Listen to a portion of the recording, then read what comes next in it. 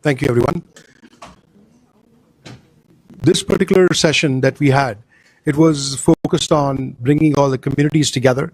Although this was set up in a very short duration of time, I'm really thankful to this esteemed speakers who are over here and to come and talk about the expertise they have with some of the communities that they are seeing it on a daily basis as to what they're undergoing. So having said that, I will now ask our keynote speaker, Professor Sofia Mushkovsky. She's the co-chair of the UN Committee, member of European Affairs Committee also, and a former member of the International Human Rights Committee. So, and after that, I will ask Jaspreet Kaur, who is the Director for Voices for Freedom, to come to the stage and then manage the stage and invite the other speakers as we go along. I would also like to say a little bit about the session that is being co-sponsored today by two organizations. One of them is Voices for Freedom, which is the humanitarian or human rights body that is based in New York and is affiliated with various NGOs and specifically also with the UN. And they are co-sponsoring this event from a perspective of looking at human rights issues all over the globe, but specifically more in India. And in addition, the World Sikh Parliament's Council, which is focused on human rights. So the Human Rights Council of the World Sikh Parliament, its esteemed members are here sitting in today, and we're really proud to co-sponsor this with them. And you'll see a report that's on your table over here. You'll see a specific report that was published and given to in Geneva to the Human Rights Rapporteur. And there's also a report that talks about the current situation of the Sikh community in India and also globally with transnational repression coming into the play. There are two reports that are on your tables.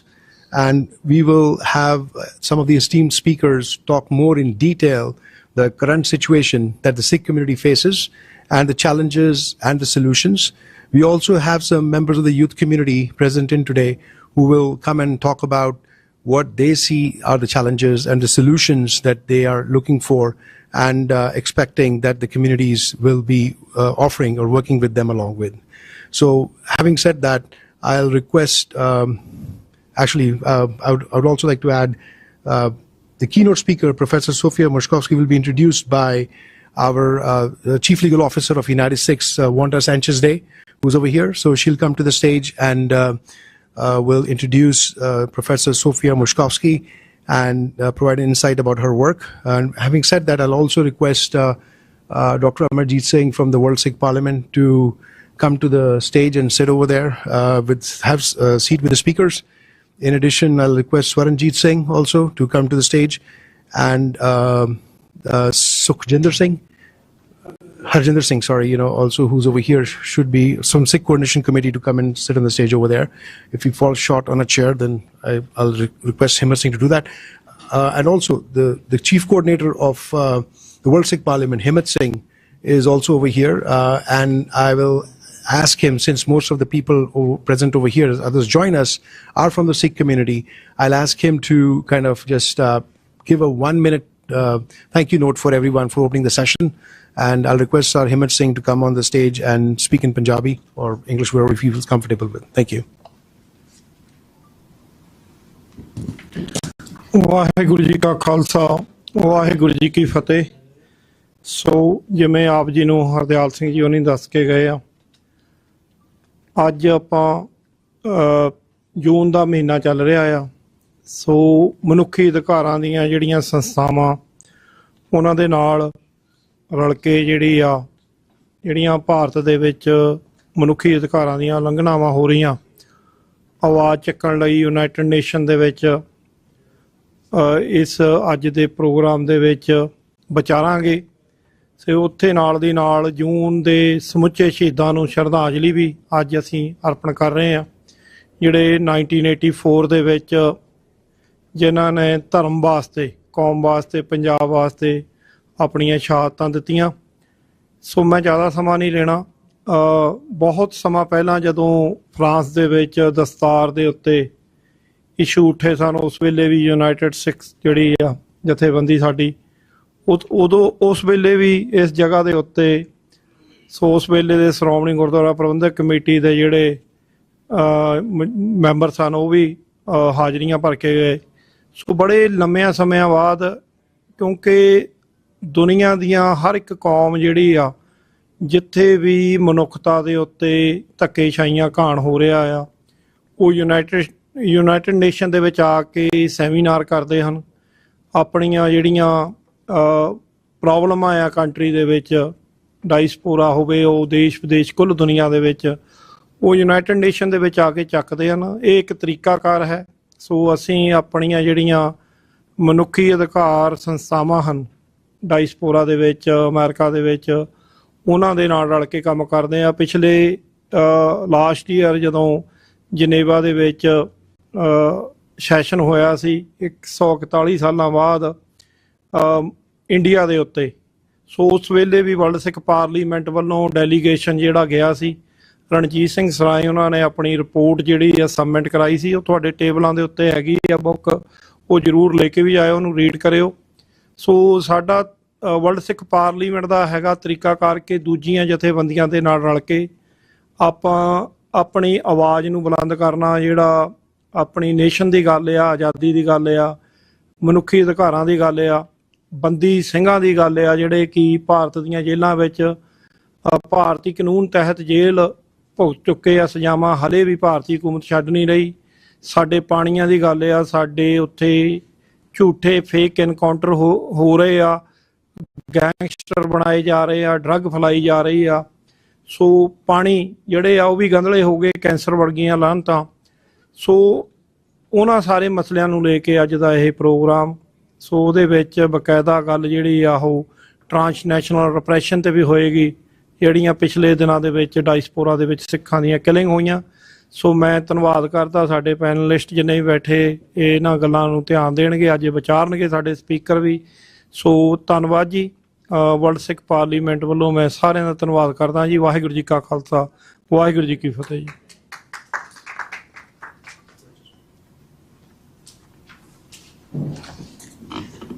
Vaheguru Ji Ka Khalsa, Vaheguru Ji Ki Fateh. I would now introduce Wanda Sanchez Day. I would ask her to come so that she can introduce our next keynote speaker. Ms. Sanchez Day is legal officer for United Sikhs.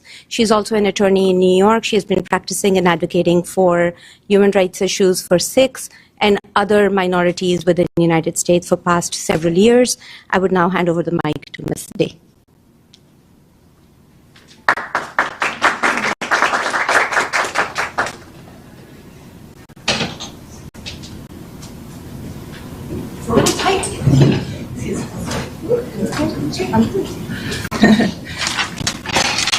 Good afternoon. Thank you everyone for coming. I want to thank United Sikhs. I want to thank Voices for Freedom and the Sikh Parliament for being here and for having this event and for inviting us and inviting me. Again, I am Chief Legal Officer of United Sikhs. I've been with United Sikhs for 10 years. I know a lot of you, maybe over the phone and via email. Welcome. Thank you for being here. I have the privilege and honor of introducing our keynote speaker, Dr. Sofia Mushkowski Roma. I apologize for, is an international human rights attorney with over 20 years of experience in human rights law, rule of law, EU law, UN documentation, minority rights, women's rights, refugee and mass displacement of Ukrainian women and children, deportation and adoption of Ukrainian children, thank you. Russian occupation and control of Ukraine, humanitarian needs and access during conflicts, international indigenous human rights throughout the Americas, Armenian genocide, and the Romani Holocaust. She also represents the interests of the LGBTQ rights community and their rights, cyber violence against women and children, as well as advocating for criminal law justice through the lens of human rights. She has served on the International Human Rights Committee of the New York City Bar Association, where she spearheaded the Racial Justice and Human Rights Criminal Justice and Police Brutality Project, along with Professor Justin Hansford of the Thurgood Marshall Civil Rights Center, in conjunction with the Inter-American Commission on Human Rights. addressing police brutality, racial profiling, and accountability gaps, utilizing a human rights framework. She also headed the Racial Justice and Rights to Health project at the New York City Bar Association during the COVID pandemic, dealing with the impact on marginalized and underserved communities, both in terms of infection and death. Currently, Dr. Sophia is the co-chair of the United Nations Committee of the New York City Bar Association and holds a seat on the New York City Council on International Affairs. She serves as a subcommittee on the subcommittee on Ukraine and a member of the City Bars Association and the New York State Bar Association and the American Bar Association. She has also served as the Anti-Semitism, Extremist, and Foreign Policy Fellow at the Human Rights First. Sophia as the Assistant Director of Legal Writing Center of Touro College. Currently, she is the legal writing specialist in writing at the Writing Center of the Graduate and Professional Divisions of Touro Law School. Thank you very much. Please welcome our keynote speaker, Dr. Mashrovsky. That list was too long. But to my credit, thank you. Distinguished guests and friends of freedom. I want to thank, first of all of you who've gathered here today to listen to my esteemed colleagues as well as to myself, and I especially thank Wanda for her generous commitment to the rule of law and also for recommending that I speak with you today. I prepared a very long speech, and I don't know. I hope you heard me try to project. I prepared a fairly long keynote speech. When I spoke to Wanda, she said, 15 minutes or so. I tried to listen. I was always a fairly decent student and academically inclined to listen to whoever gives me suggestions or guidelines or even orders. I'll just begin before I actually read my prepared speech. I am a traumatized child of the Soviet Union. I say that because a child of emigres from that country, and therefore also an emigre myself. I came as a very young person, immigrated, but I belonged to a community of people that were never fully recognized.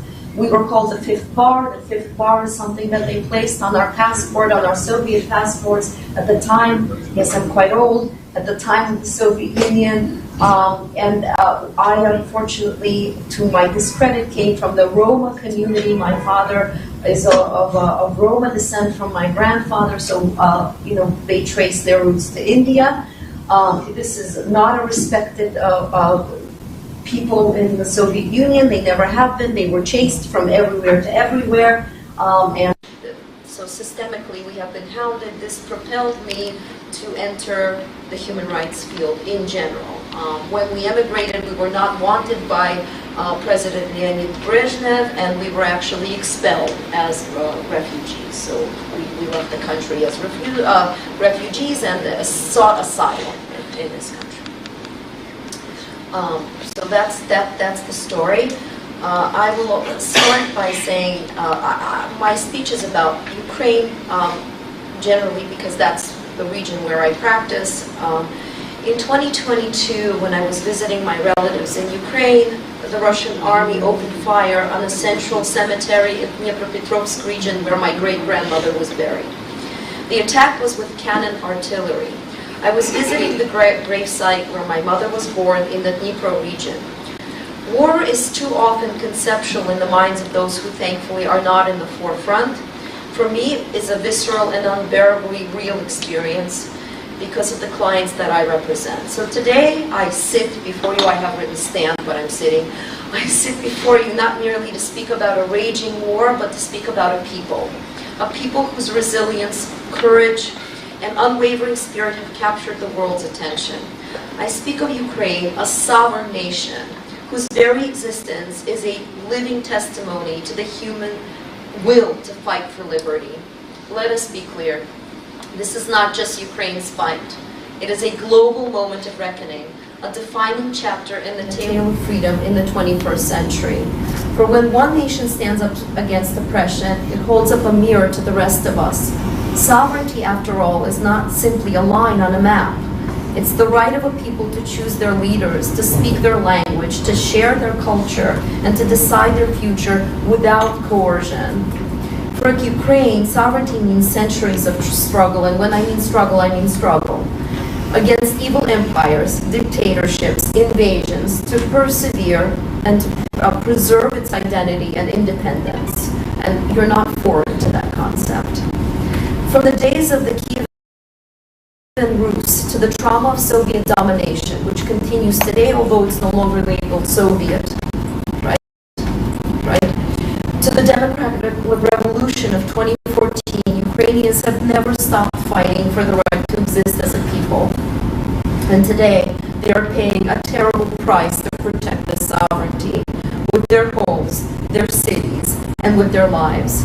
Russia's invasion is a crime against sovereignty. We know that, we hear that all the time. This is not a conflict or a religious dispute over regions being waged by an authoritarian regime that seeks to erase sovereignty of a neighbor through violence. That's what it is, through terror and through lies. And Ukraine cannot be guilty of choosing democracy, of seeking closer bonds with Europe, of refusing to be Russia's puppet. For these sovereign choices, the cities are bombed, the children are displaced and kidnapped, and its survival is threatened. As we proceed through life, we learn. I hope we learn. As an academic, I always learn from my students. We seek the truth. We advocate for equality, for social justice. We perform services for humanity's sake and hopefully discover the power of tolerance for all. So let's have a little context. The crisis in Ukraine due to Russia's invasion has heightened tensions between the West and Russia and is perilously close to becoming the largest military conflict in recent years. The source of conflagration was ignited due to the North Atlantic Treaty Organization's eastward expansion and Ukraine's bid to join NATO as a member, a position that Russia has ardently opposed. The US and NATO reject this position, arguing that they support Ukraine's sovereignty and its right to choose to be part of security alliances. News reports from as late as 2021 provided evidence that Russia had placed around 130,000 troops on the border of Ukraine, indicating that a threat of invasion loomed large. Now, if you place troops anywhere, you think that an invasion might happen. You don't think they're there to, share bread with you, right, and drink a little vodka, right?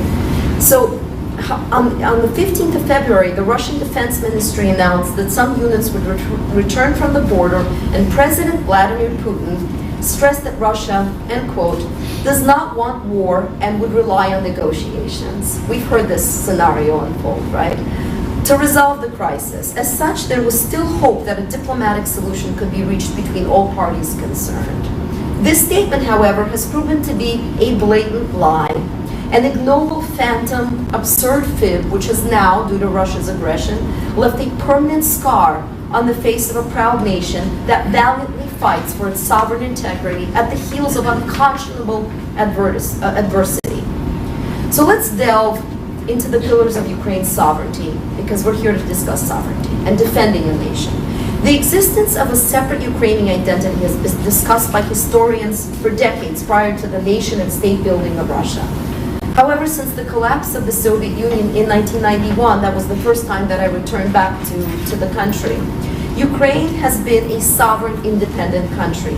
By virtue of this, Kiev, if it's still left intact after the recent bombardments, is entitled to decide its own future, including which treaties it joins, in which organizations it chooses to be a member. Kiev has had a partnership with NATO since 1992, and in 1997, a Ukraine-NATO Commission was established to provide a forum to discuss security concerns. Becoming a part of NATO has also found expression in Ukraine's policy goals when it adopted a national security strategy in 2021, which aimed to further develop its partnership with NATO. As such, Russia's posturing on the issue appears to be antithetical to Ukraine's position as a sovereign, independent nation. And moreover, Russia was obligated to refrain from the use or the threat of the use of force under Article 2.4 of the UN Charter, as well as the So in 1994 memorandum, Moscow pledged to refrain from the threat or use of force against Ukraine in exchange for the surrender of a massive nuclear stockpile that Ukraine inherited during the collapse of the Soviet Union. I hope I'm not boring, but I have to give you this context. Okay. Soon after Russia, as well as other countries like China and India, became increasingly critical of the R2P concept and aligned themselves with a stricter interpretation of sovereignty, sovereignty was on the table. Sovereignty, territorial integrity, and non-interference in the internal affairs of countries have been the foundational principle of the Westphalian system. However, the nature and scope of state sovereignty has been contested over the years. Western nations have espoused the concept of a contingent sovereignty, where certain transgressions such as human rights violations and state-sponsored terrorism negates the state authority. This became evident with the evolution of principles such as the responsibility to protect, R2P, which seeks to legitimize intervention in cases of gross human rights violations. So you know that, however, R2P came under increasing criticism after the NATO's 2011 Libyan intervention, which caused a change in regime in Tripoli, which caused devastating consequences. The destabilizing effect of regime change and humanitarian intervention resulted in the sidelining of R2P as countries were divided on the ideal balance between sovereignty and human rights protection. So in Moscow's case, and I'm not going to discuss other cases, in Moscow's case, the absolutist interpretation of state sovereignty and its rejection of Western interventions arises from its rejection of the contingent sovereignty approach.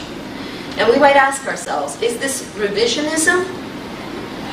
This might be on our mind, to any intelligent mind. Russia has historically been a staunch supporter of sovereignty, so what happened? Territorial integrity and non-interference in the domestic affairs of a country. Sure, when it comes to Russia, when it comes to them, when it affects them. Moscow has largely adopted a status approach to understanding these principles where state sovereignty forms the bedrock of international order. However, such defenses have been invoked to resist Western interferences in authoritarian regimes and shield them from external scrutiny. How convenient. So nonetheless, this stands in stark contrast with Moscow's actions in its neighborhood, where its foreign policy in the Commonwealth of Independent States region reflects a hierarchy where Russian interest supersedes those of its neighboring states. So I'm better than you policy, sort of like Orwellian, right? Moscow's expansion of control over post-Soviet territories, such as its invasion of Georgia in 2008, it's more than just the wine that they stopped, right? And its annexation of Crimea in 2014 stands as a testament to this fact. Such a position begs the question as to whether Russia is actively creating a sphere of influence. So we've heard this said before, right?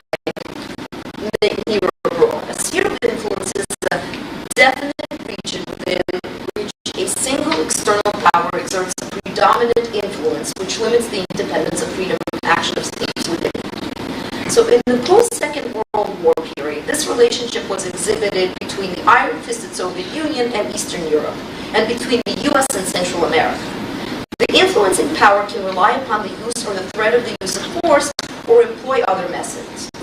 Russia, for instance, has directly intervened in civil strife, policed borders, waged war on humanitarian grounds, and undertaken less explicit interventionist activities of regional integration, security provision, and development assistance. So therefore, it appears to be a regional diffusion of international legal order that is a revisionist concept of international law, which seeks to validate Russia's sphere of influence accompanied with the right to intervene within that sphere.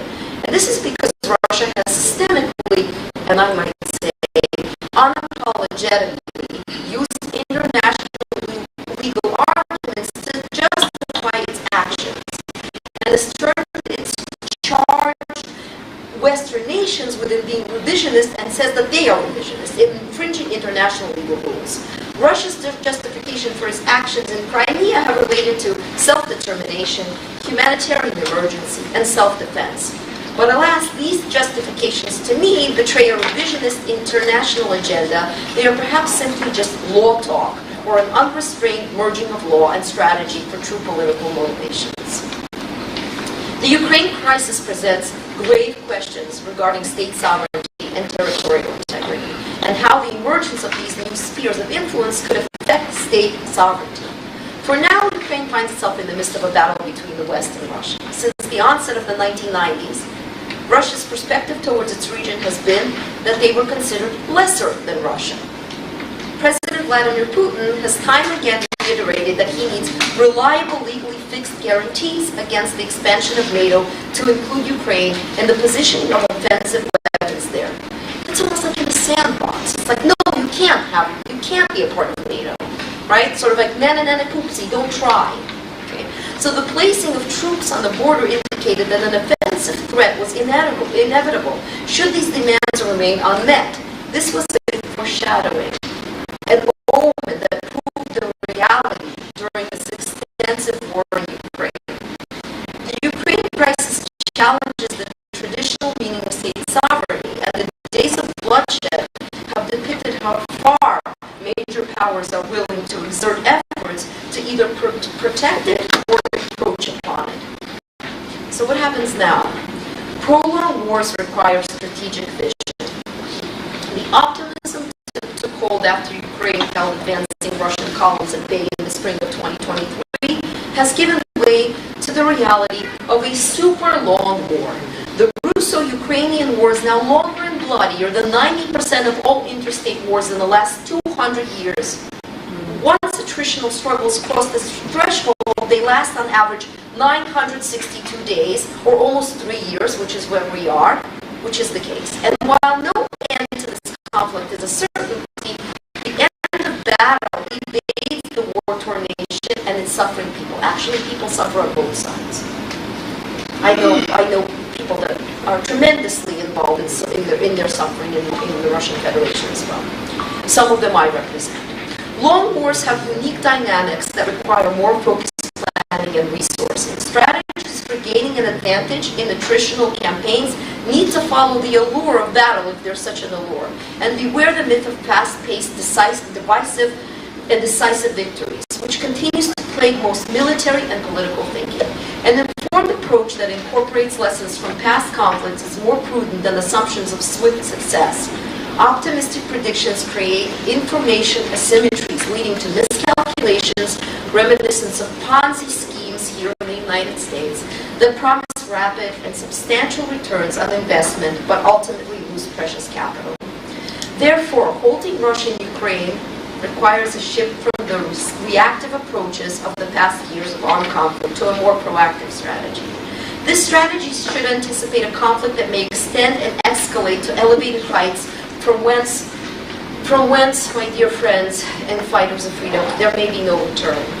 We will then need to prepare for the most substantial reconstruction effort in Europe since World War II. The plan and course of action must include a well-defined theory of victory and a vision for the post-war European security landscape that extends beyond Ukrainian borders. And I can see that for some reason leaders these days, they don't think about the outcome of war. They're just war. That's it. We're going to war. But there has to be a vision of what happens after war. Effective strategy begins with a comprehensive assessment of war and the desired outcomes post-war. This analysis identifies key challenges. If left untreated, this will increase the disparity between the current state of conflict and the potential for peace and stability, not only in Europe but globally. It is also by understanding these issues that strategists may visualize and describe opportunities, assess key trade-offs, and opine on how best to align foreign policy options and new resources. So we have to define the most pressing problems that a prospective victory plan has to address to ensure a win for Ukraine and a position of advantage in the anticipated post-conflict competition with Russia, so that sovereignty may never fade from the lexicon of international law and the adherence to the law by respecting nations and ceasing invasions of sacred grounds. So strategy begins with a clear end state. For Ukraine, okay, I have a second session. Okay, so since I have a second session, I can maybe we can discuss strategies together, because I can speak about strategies later, and I can end. And great, and I can end my speech then with the ending of the speech, with the conclusion.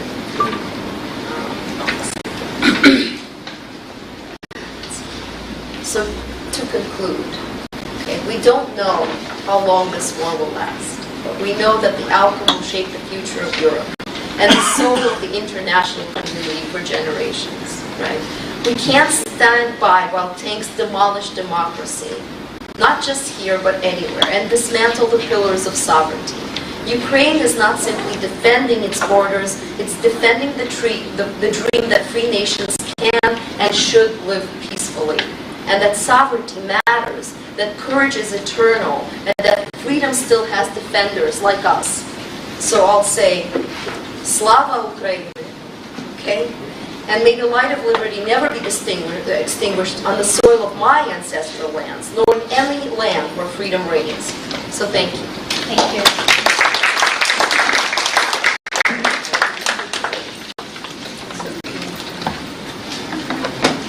I do have a few questions just to clarify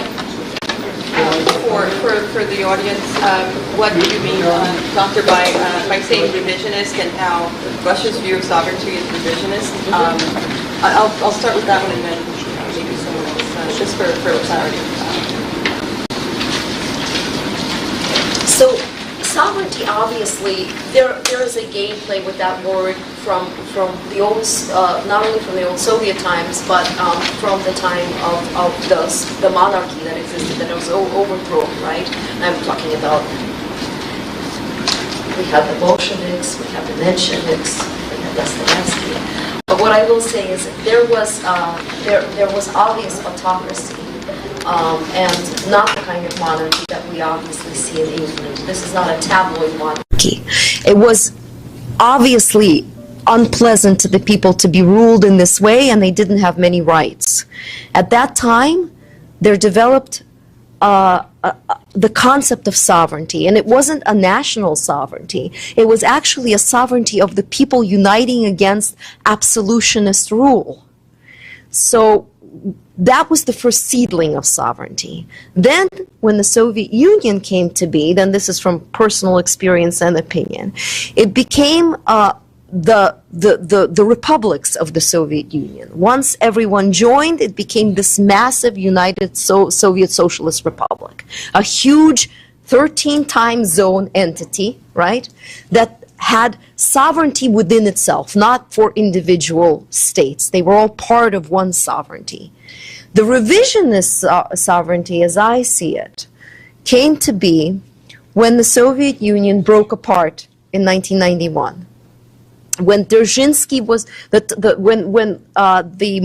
I was there, center stage, standing there as a teenager, when they toppled down monuments of Felix Dzerzhinsky, the head of the secret police, and other monuments. And it became clear that there would be a certain revisionist type of sovereignty that belongs solely to the breakup of the Soviet Union. We were now a revisionist sovereign democracy. Okay? These days, it's a curtailing back, it's a clawback to the former Soviet times when Vladimir Putin obviously wants to see the glowing of the dome back again, the iron walls back again, a certain encapsulating of sovereignty that really should not hold place in not only revisionist sovereignty, but in any kind of concept of true sovereignty. Thank you. We'll have the questions later on, so I think we should go to the next session. Yes. So then we can have the panel session. We will have more questions. Great. Thank you so much. Thank you. What shall I do with the microphone? Then let's start the first session. I'll leave the mic back. Thank you. Yeah. We can keep it. Actually, I think we do have a mic on the table. We can give it to all the speakers so that not everybody has to come. If speakers choose to come and speak at the podium, they are most welcome. The next session will be 10 minutes will be given to each speaker. I request everybody in the audience to please put their phones on silent or switch off their cell phones because we are doing a recording. Given that we would like to send this particular session and speeches to the Sikh diaspora in other countries, we would require everything to be more on time and maybe request everybody to do use mic so that recording could cover it. We all can hear everybody, but the recording might not be able to pick that up. So thank you, Professor. I was very I was like a student listening to your speech, understanding everything, understanding the historical perspective. You use the word sovereignty so many times, and one thing I know about Sikhism is sovereignty. So with that, we would move to the next session, which is specifically regarding Sikh community, our historical struggles, the modern challenges, a touch on transnational repression, which is a moment till now. With this, I would introduce Dr. Amarjeet Singh. He's a speaker for World Sikh Parliament, a CEO of TV84, a separate TV channel, and as many of the audience people know, my father.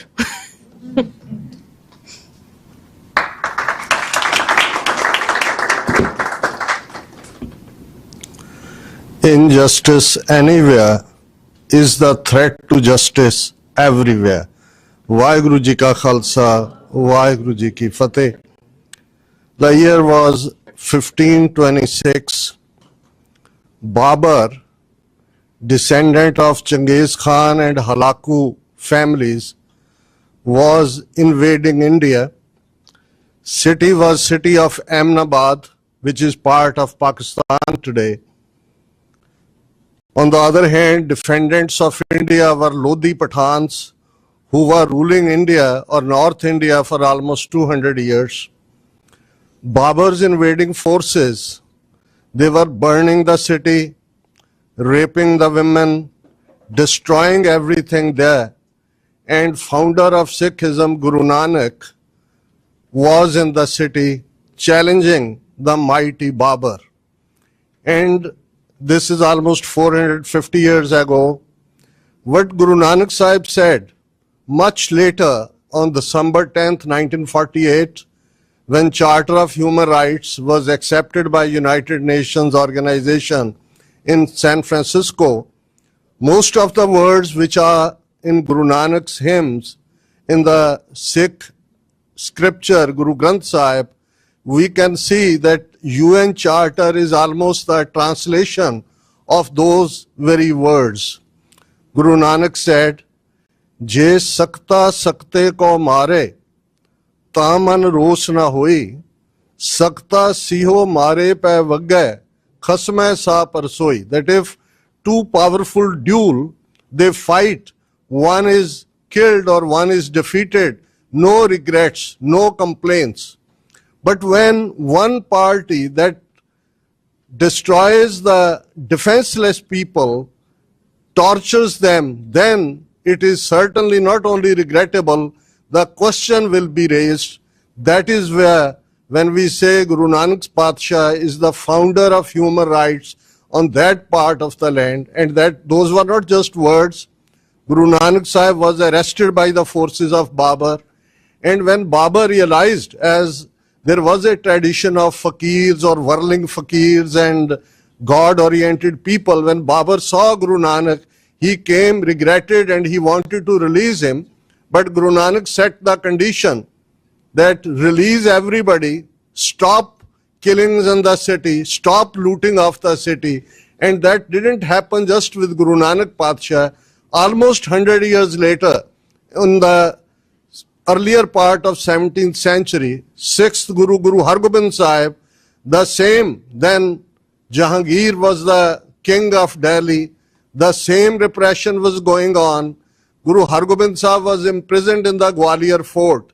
And when he wanted to release him, again was the precondition that release all these political descendants. There were close to 52 rebel kings, those who were imprisoned in Gwalior fort. And that is what the king had to do.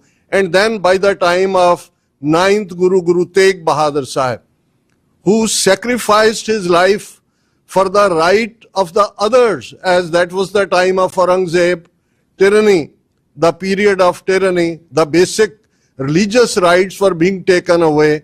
Thou, Sikhism don't believe in stone worship or any other Hindu practices. But as at that time they were under attack, Guru Tegh Bahadur Sahib came forward, sacrificed his life and said that you have no right to take away the religious rights of the others. It is the free will of the people, whatever way they want to practice their religion. 10th Guru, Guru Gobind Singh Sahib. When you look at a Sikh with 5 articles of faith, with turban, with unshorn hair, with uncut beards, and with a small sword, then this is that model when the very preamble of United Nations Charter says, if a man is not to be compelled as a last resort to rebellion, his human rights must be protected by the rule of the law.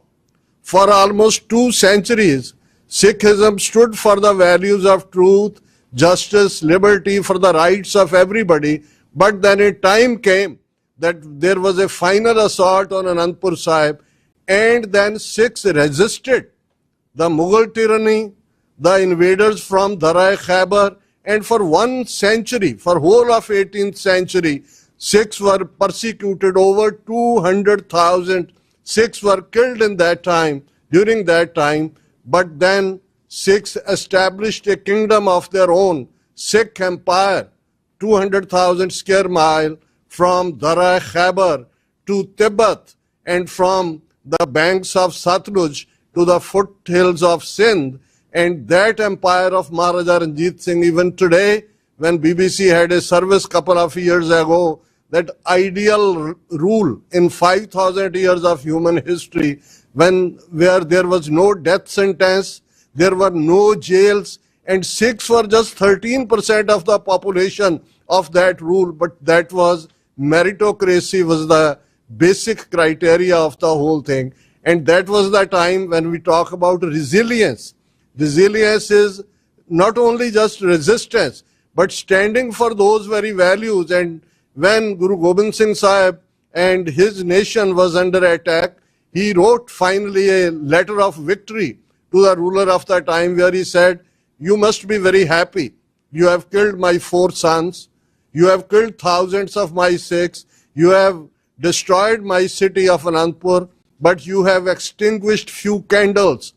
The whole hot burning furnace of Khalsa is around me.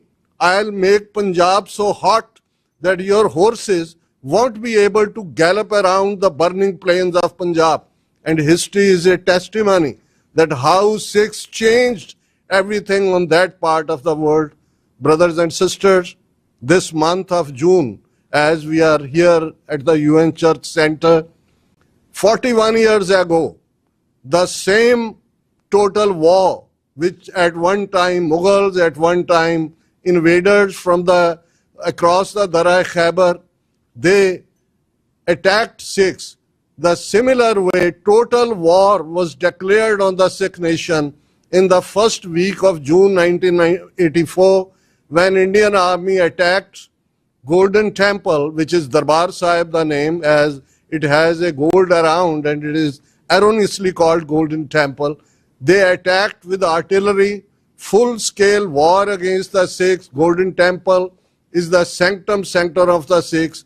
The same night they invaded 37 other Sikh historical shrines, and that was the beginning of new chapter of genocide of Sikhs since June 1984. In all these 41 years, now the repressive Indian regime, its killing spree of the Sikhs is not limited within India. Now on June 15th, 2023, they killed a Sikh activist Avtar Singh Khanda in the city of Birmingham, UK. On June 18th, 2023, they killed Hardeep Singh Nijjar, a president of Sikh Gurdwara in Surrey, Canada. Just 3 days ago, I was in Surrey, Canada, as there are almost now 2 years since he was martyred, and a gate has been raised in his memory. Khalistan flag was hoisted there. And then in America, we know that how American intelligence agencies thwarted a plan by Indian intelligence agencies of killing Gurpatwant Singh Pannu, Sikhs for Justice, the legal counsel, who actually is leading Khalistan referendum campaign around the globe. The story, as in this room we are seeing, and I have worked with Dr. Annie Khalaiza here in the Fordham University. I remember almost 20 years ago, I was in a conference in Fordham University when Armenian genocide was being discussed, though it has been recognized to some extent later on when President Obama lobbied for it. But again, after 100 years, we are again remembering those and what is happening in Ukraine, even what is happening in Gaza today, what happened to, as Professor Sophia mentioned, what happened to our Roma people. They have come from the same part of the world where the Sikhism grew and we belong to centuries ago. And the same story with the Rohingya Muslims of Myanmar, what the army junta is doing to them. And Mr. Raja Razak is here, a Kashmiri activist, what our Kashmiri brothers and sisters are going through, and what the Sikh nation story.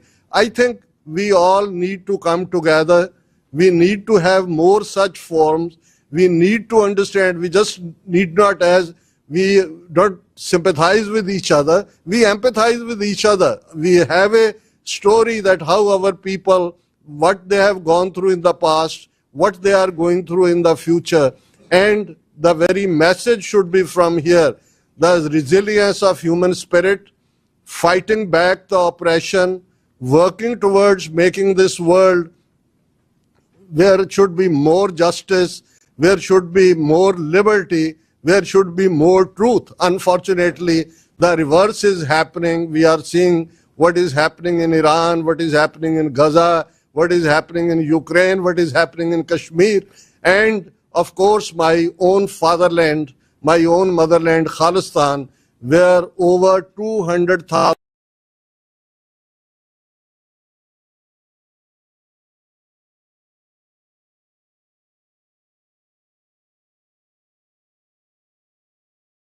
largest democracy. We are standing here at that August place where 193 countries whose members here, they sit every year, they come together in the month of September, remember UN Charter. But again, as when the people speak, that changes the whole thing. And thank you very much, World Sikh Parliament and Voices for Freedom, for organizing such a wonderful forum. Thank you very much. Waheguru Ji Ka Khalsa, Waheguru Ji Ki Fateh. Thank you so much. Our next speaker is Jasleen Kaur. She is a freshman. She is going to school in New Jersey, and also she's graduating today. So round of applause for her.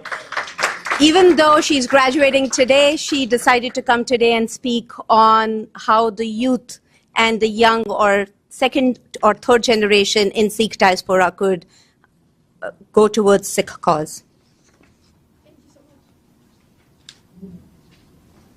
Waheguru Ji Ka Khalsa, Waheguru Ji Ki Fateh.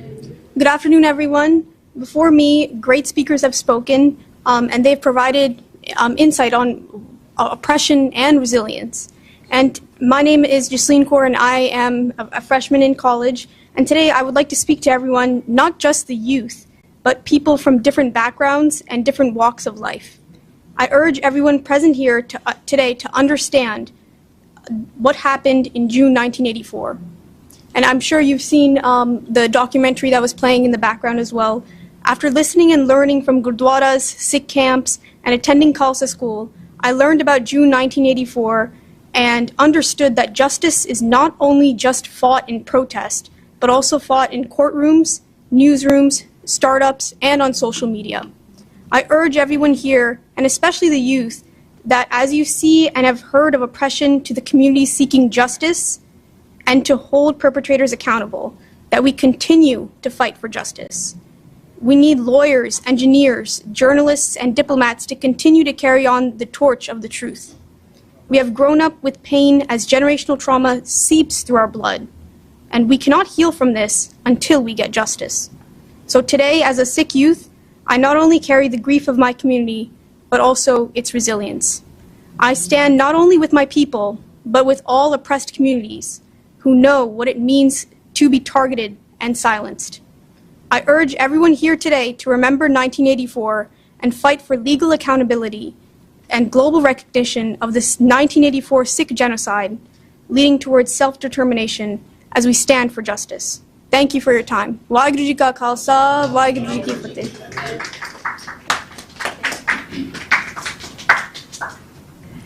Thank you so much. Our next speaker is Swaranjit Singh. He's a coordinator of UN and NGO Council for World Sikh Parliament.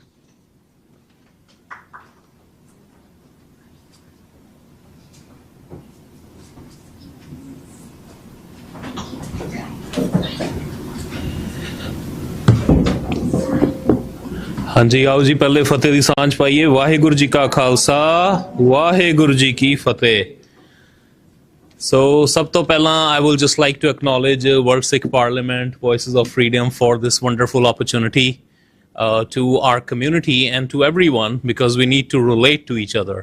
I always say it's always good when we sit with each other and share good experiences, but we learn more when we share our pain and the experiences we don't want to talk about because that builds the strong community. And this is what we believe in.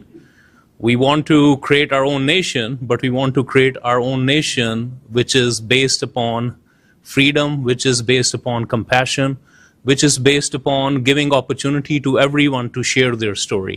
So I'm very glad we have different communities here. I also want to quickly acknowledge we also have Zato Kambataya from Togo, country here as well, and he's been wonderful friend of Sikh community. His political party have also acknowledged Sikh Nation struggles and acknowledged April 29th as a Sikh Declaration of Independence Day. And these are big steps moving forward, and this is what we need. We want our member states to talk about different nations who are in struggle.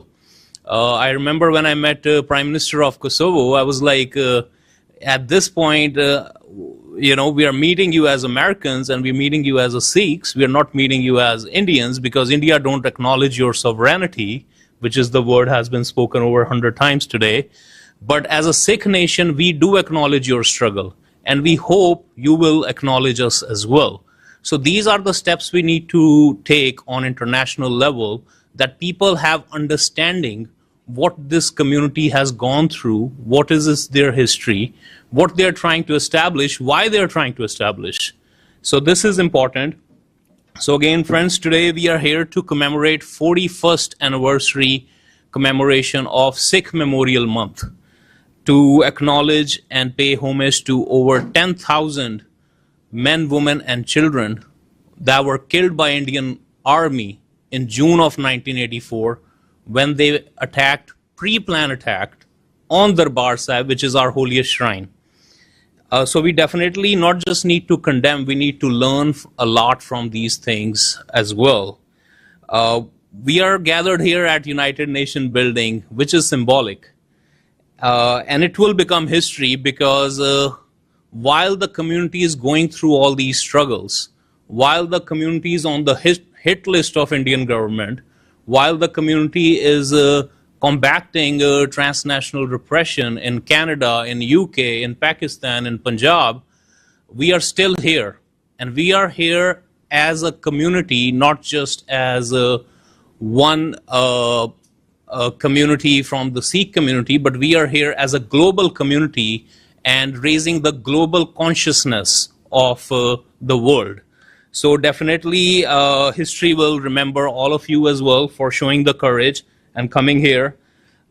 Me, myself, being an elected official in my town, also bear a lot of responsibility. And sometimes I have to make very tough decisions, which are not popular decisions, but we have to stand by what is the right thing to do. And what you are doing today is also showing that same courage to stand by what is the right thing to do. We all know India don't acknowledge Sikh genocide, which is very unfortunate because they want us to forget that. But I will say one thing, Sikh community is very big-hearted, they don't mind forgiving. But you can only forgive for the mistakes, not for the pre-planned attack and attacking the community in their holiest shrine or burning Sikhs alive in the streets of India. So we will not forget and we will not forgive because this is the crime against humanity and we all acknowledge that.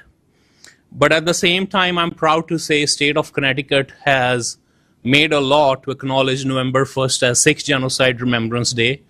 which has not just given closure to the community within state of Connecticut, but Sikh community globally. Because I think first step is to provide acknowledgement that we understand why you are here, we understand your struggles, we understand what happened to you, and that's the only way we can move to the next step, which is accountability. And this is what India is running from, accountability. They know if they acknowledge it as a genocide, then sanctions will be imposed as well. And maybe some countries with a lot of consciousness will break their foreign policies with them. And this will happen sooner or later. So I definitely, through this platform, want to say to all the member states to please keep human rights in the list of items when we are making foreign policies with other countries. And that's the only way we can create peace in the world and to make sure these kind of Holocaust and genocides don't happen again and again. Other important thing I want to share is I know we need a lot of understanding about word Khalistan, what Khalistan is. But Khalistan purely just means, you know, we want to create a sovereign land. We had our own sovereign country in which everybody was given even representation. In Maharaja Ranjit Singh cabinet, representation was given to French generals, Hindus, Sikhs, Muslims, while Sikhs were in minority.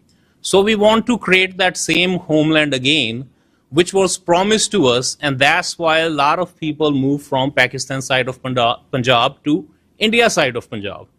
So we are not asking for something out of the moon. We are asking something which is our right, and we should get that.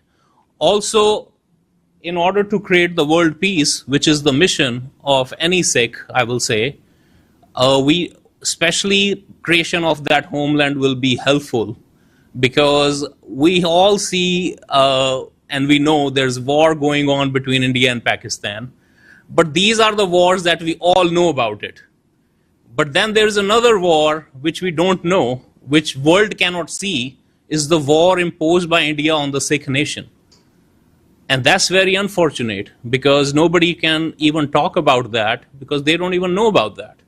So I think there should be more education that needs to be, taken on this particular issue as well, that there are a lot of silent proxy wars and a lot of shadow wars which are happening in the world as well on different minority communities as well. So at the end, I will just say, we do believe in Chardi Kala, so we will stay strong, and we need everyone's help, because this is not just our job or our duty to talk about justice and freedom. We want help of every member state as well. And we will continue our struggles, because our logo on our Sikh flag is Deg Teg Fateh. So we believe in Deg Teg Fateh. Deg means food security, which is very much needed in the whole world. And with the Teg means social justice, which is also very much needed in the world. So this is our motto. This is what we want to achieve. And in order to achieve that, we need a platform which Khalistan will provide us that platform. So thank you very much again for giving me this time. We have gone through a lot of struggles in Connecticut, because we have seen a lot of political intimidation as well.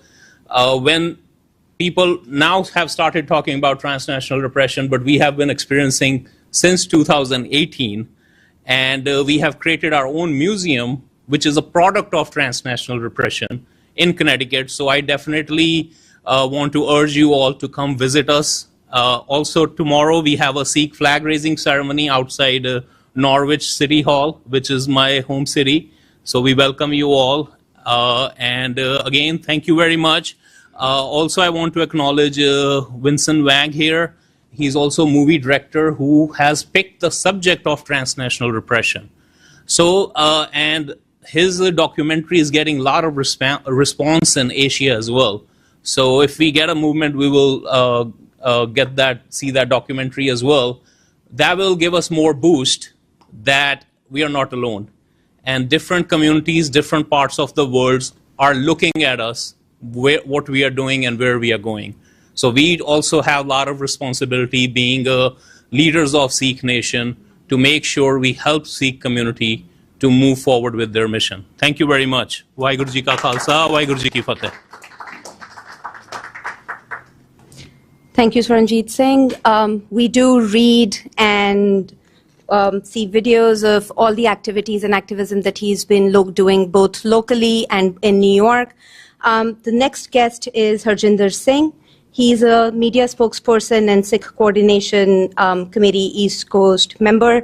He's also one of the few very active volunteers who have drafted genocide bill in California, Pennsylvania, New York, New Jersey. The idea is to have your voices heard both state-wise and then federally. If you actually want to make any movement, it has to be a two-way push. And he has been a very paramount activist in doing that. So I would now request him to please come and speak. Thank you.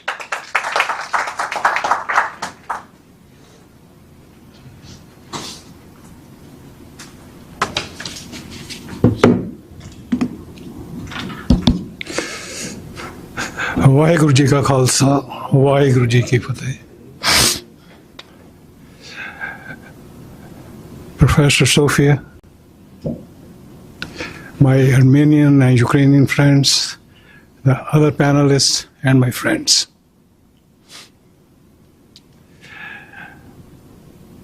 I think the topic of today's talk was, I just got it from here, historical struggle of Sikh community, modern challenges and solutions.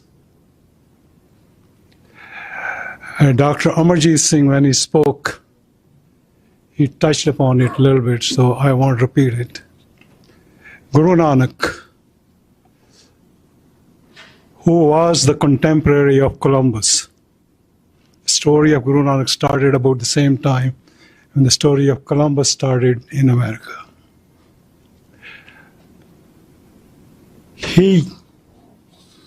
Struggle started for Sikhs from day one, from Guru Nanak, because he challenged the caste system which are prevalent in India. He gave the first message of what you hear now, DEI, diversity, equality, and inclusion.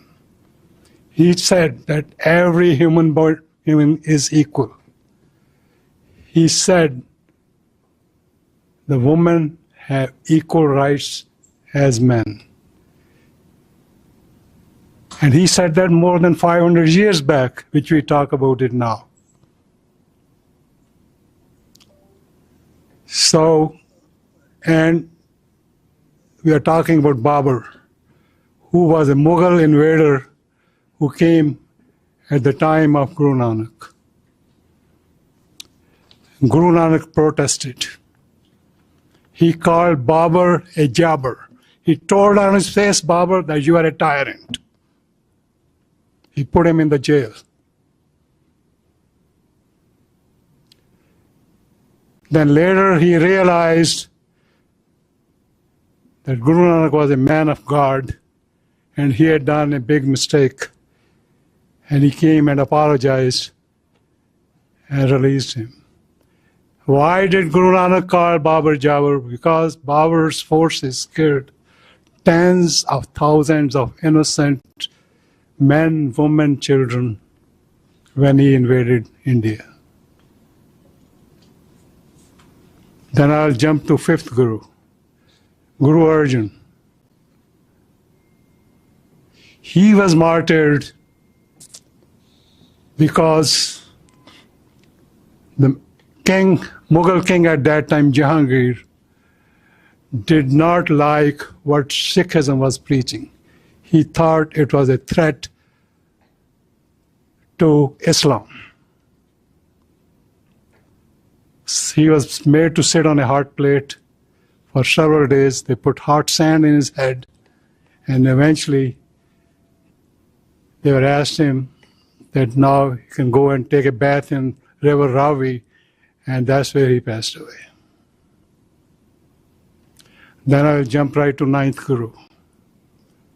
This is the story of Sikh struggle I'm going over. Guru Tegh Bahadur, the ninth Guru. He was approached by Hindu Brahmins from Kashmir that Aurangzeb, a very ruthless Mughal ruler, was forcibly converting Hindus into Muslims. He had taken an oath. Hindus wear a Janeau, that he going to certain weight, okay, he had to remove the Janeau and convert that many Hindus into Muslims. So Guru said, tell Aurangzeb that convert me, and he can convert me, all Hindus will convert into Islam. He went to Delhi, he was arrested there with 5 accomplices, they were all martyred, and he was beheaded in New Delhi. Now they call New Delhi, actually Old Delhi. That's where, oops. His phone's okay. So he was beheaded in Old Delhi in full public view to give a message. But he did not give in. So this is the story of Sikh struggle. Then Guru Gobind Singh, the 10th master, he fought the oppressor. He martyred his 4 sons. His father was Guru Tegh Bahadur, who was martyred by Aurangzeb. He fought the Mughals, and eventually he predicted that this is the time when the downfall of Mughals is coming. And it did. Now we have been talking about sovereignty. Sikhs are sovereign from day one. Our Guru made us sovereign. Our Guru said, in Garib Sikhan ko dei Padshahi. He said, Khalsa, the Sikh, is a rebel or a king. So we went through the several stages of struggle through early 1700 up to late 1700. And the sovereignty, 3 years after Guru Gobind Singh passed away, Baba Banda Singh Bahadur established the first Sikh rule in 1710. When from nowhere he came in and captured what we call Punjab. One by one he defeated all the Mughals and established a Sikh rule, established and minted a Sikh coin, Dego Tego Fateh, which Swaranji has already explained what that means. Then there was a time of struggle. Sikh has to go through Holocaust. First is called Chota Kallukara, which happened in 1746.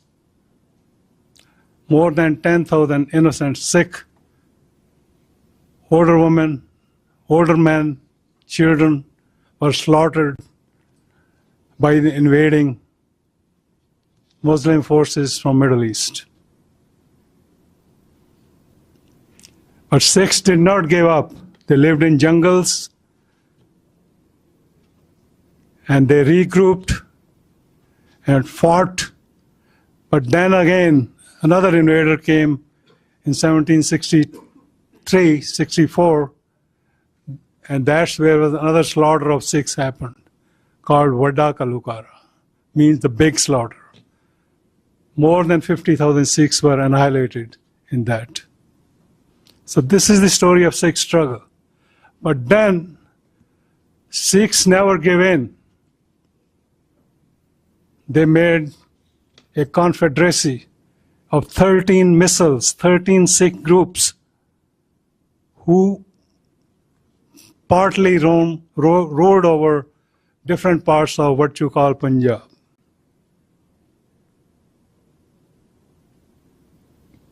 In 1783, Baba Baghel Singh. Sikhs had become so powerful, they challenged the last vestige of Mughal Empire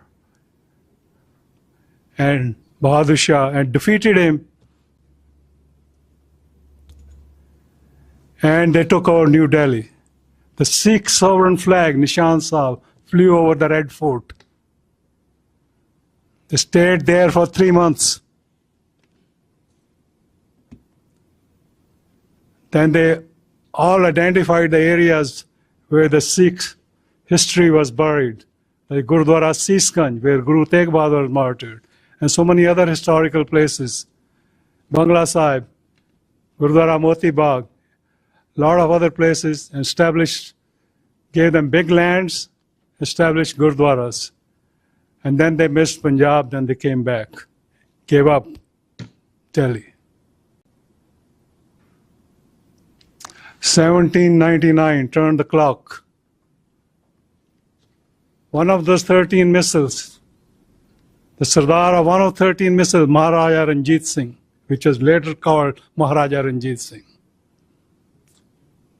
He defeated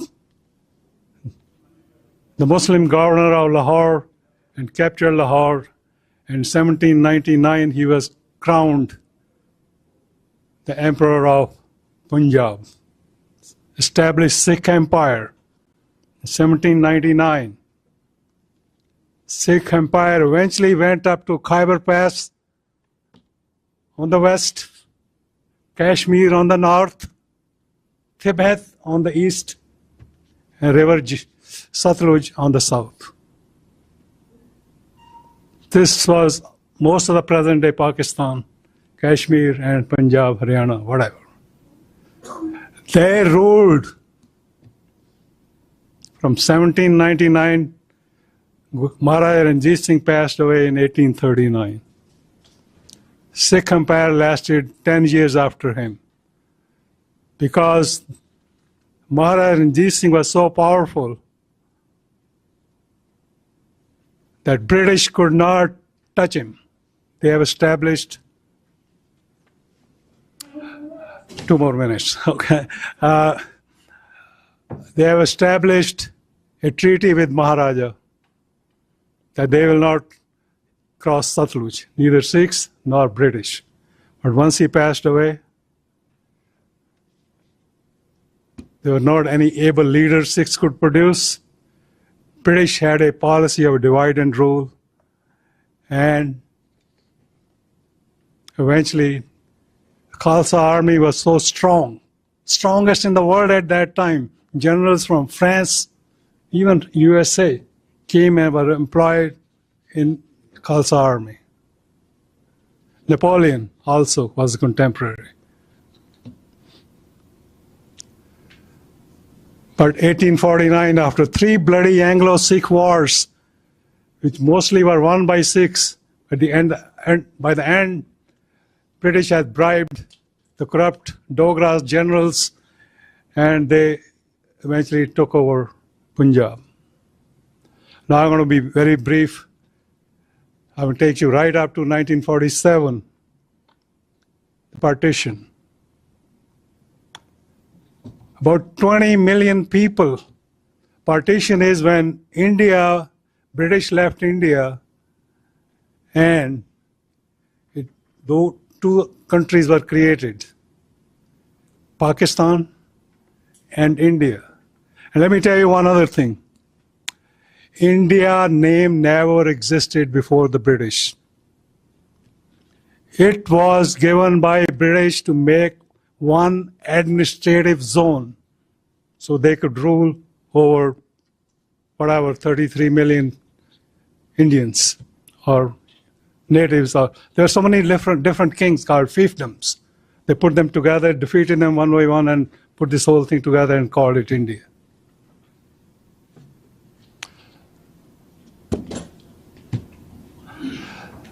Now, partition, I was saying 20 million people got displaced. All the Sikh population from West Punjab which went to Pakistan, was migrating to East Punjab. There's big slaughters, there's big numbers, okay, like more than 500,000 Sikhs were killed in this transfer. They lost all their properties, everything. And they were resettled. Now, I was going to go very, very quick because time is very short.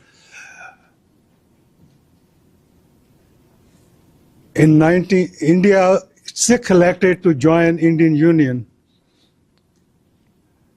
because they were promised that they will have a glow of freedom.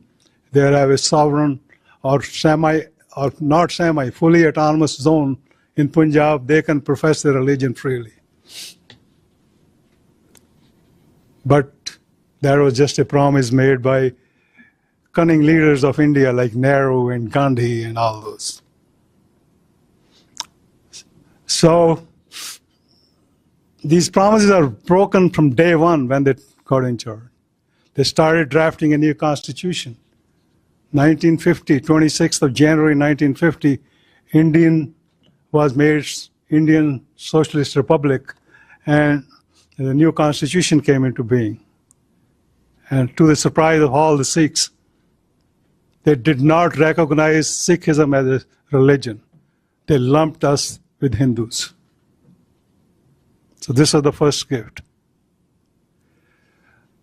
Come mid-50s, 56, they passed Indian Reorganization Act, in which they reorganized the states based on language. India has 22 or 23 official languages. Punjabi, which is a 5,000 years old language, was not even recognized as a language. They did not give Punjab language like all other states were called, and they were given their language. Punjab was not given that. So Sikhs started Punjabi Subha movement. Eventually in mid-1966,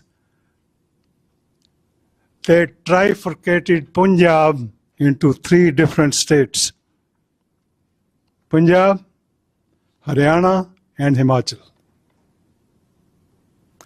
They stole all the riparian rights of Punjab rivers. We have river Beas and Satluj in East Punjab. They took all the water. 75% of the water was taken away by building canals.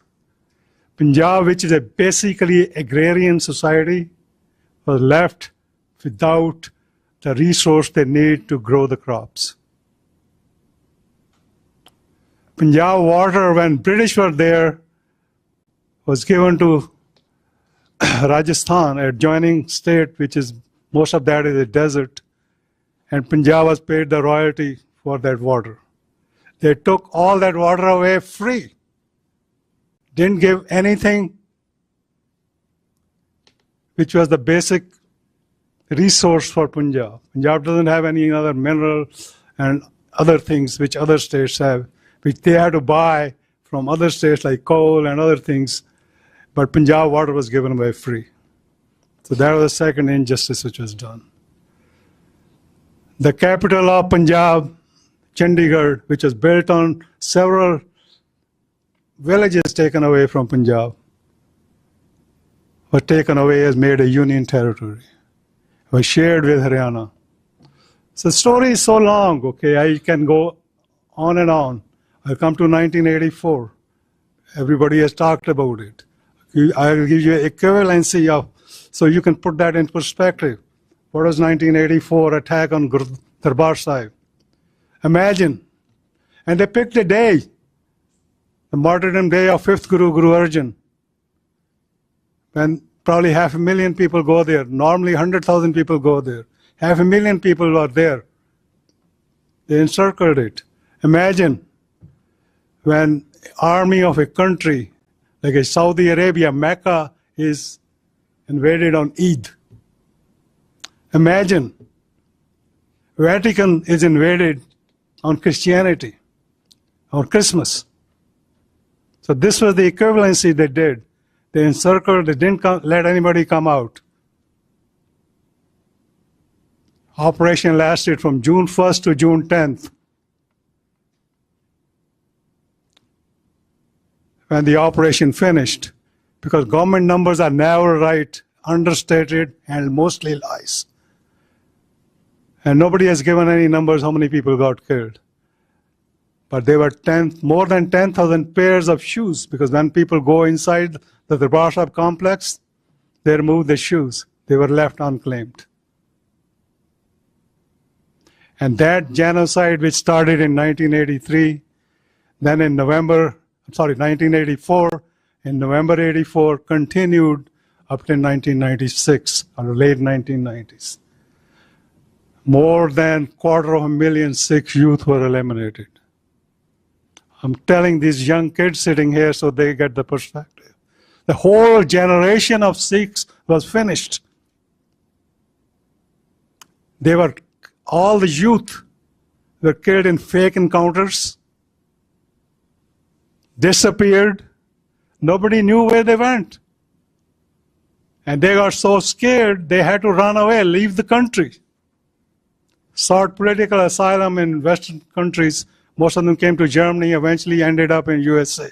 You see this generation of Sikhs, which is of my generation, they mostly came as the political asylums seekers in this country. So this is the story of struggle.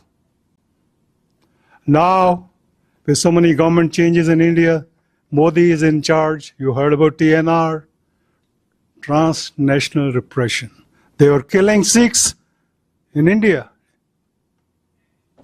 And nobody gave a damn. Nobody really noticed. And now they exported that. But what happened with the political asylums, and which Sikhs came over here, right now there's 5 million Sikhs diaspora, which is very strong. They raised the voice. And Hindu got scared. They were killing Sikhs over there. They started killing. They sent they hired criminal gangs in different countries, Canada, USA, Pakistan, other countries, England. They made a hit list. Indian agency, which is equivalent of like CIA or whatever, RA or Mossad, it's called Research and Analysis Wing. They have hired, RA officers in Indian embassies, Indian consulates, which they plan. Then they hire the local criminal gangs to kill the Sikh independence leaders. Hardeep Singh Nijjar is one of the examples. Paramjit Singh Panwar in Pakistan. And their list, people sitting here who are on their hit list. So this is transnational repression now being exported. Now I'll be finishing very quickly, just in 1 minute. Mark Carney, the new Prime Minister of Pakistan. Oh, Canada, okay. New Prime Minister of Canada, who did not look at what his predecessor has done. He invited Modi. He knows very well. RCMP, CSIS, everybody knows how the Indian agents are still roaming over there, looking for Sikhs. Have been paid very good, heavy bounties. Knowing all that, he is following what British are doing. Business. He doesn't care, if the sovereign nation cannot protect their own citizens. And then he picked a day, which was the 2nd anniversary of Hardeep Singh Nijjar, and month of June, to invite Modi over there, which was despicable. And Sikhs should not forget that what Mark Carney has done. So I think this is the story in USA. Sikhs are pretty active. we have made connections. We had the 41st anniversary remembrance at US Capitol only a few weeks back, and we had good representation in the Capitol right across the chamber. We had talked about paying homage to the Sikh martyrs, innocent people who martyred in the Golden Temple attack, and people are aware. You talked about genocide bills. We have in New Jersey, we have in Pennsylvania, California, Texas, Connecticut, everywhere. And now I think we're going to introduce one in US Congress. There was introduced, but the Congress has expired, so in new Congress it has to be reintroduced. So with that, I think I want to finish because I'm sorry it took a little bit more time than what I was allocated. But our stories is of struggle. I think Armenians, genocide got recognized, they struggle. My Ukrainian friends are struggling, okay, and they are looking for their sovereign nation has been attacked, and they are fighting. I give them a lot of credit. 3 years, and Russia could not really penetrate into that. And world powers have tried, but I think the Ukrainian people are tough like Sikhs. With that, I want to finish. Thank you very much, my friends. Waheguru Ji Ka Khalsa, Waheguru Ji Ki Fateh.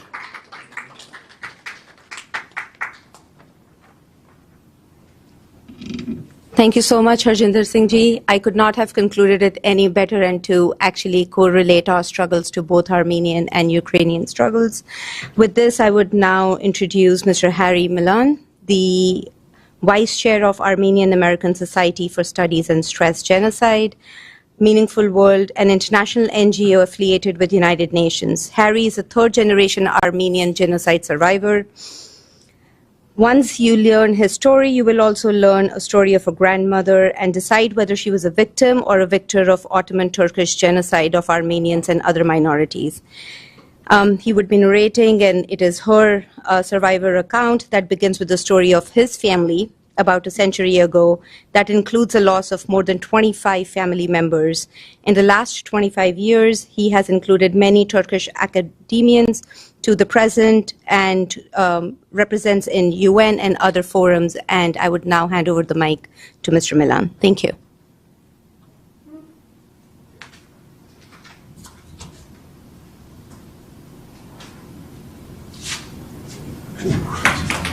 Okay.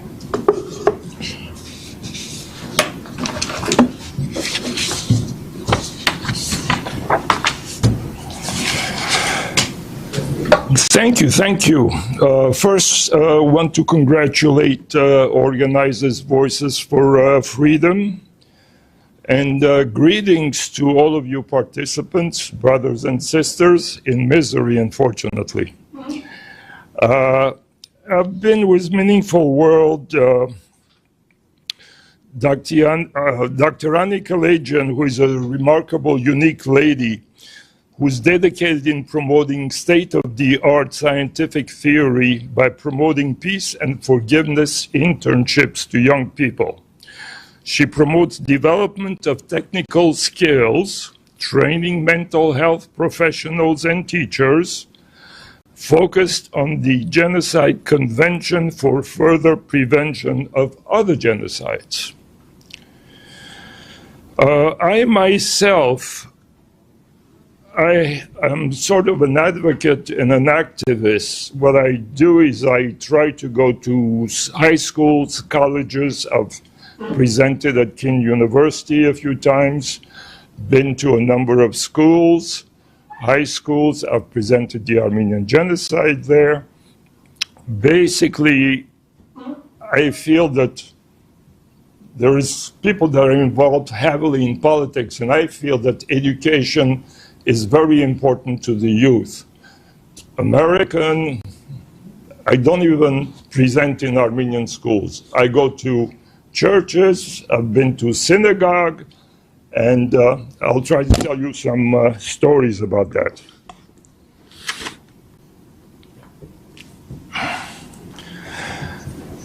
So as a As an educator and an advocate, I'm aware that there's a lot of lobbying going on against the Armenian people.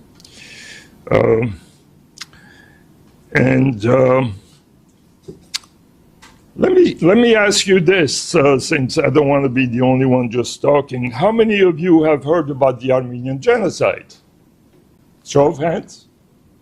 Okay, a good majority, that's good. Have you ever heard of also Nagorno-Karabakh, Artsakh? Okay, not as well known, but a few of you. Okay, I'll speak about both so that we get better informed. So I want to tell you some stories and put them into my message at the same time. This is not the side, it's the other side.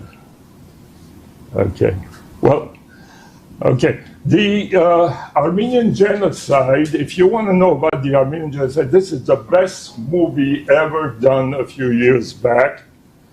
It tells the whole story of how the Armenian Genocide happens. I don't want to go into the details of it, but basically, if you have a chance, watch this movie just once in your life. I watched it a few nights ago, and I just love it to see it again, because it has everything. It has a love story in it. It has a lot of old-time ways of doing things, and so I greatly would say that you should see this movie. Okay, going forward, okay.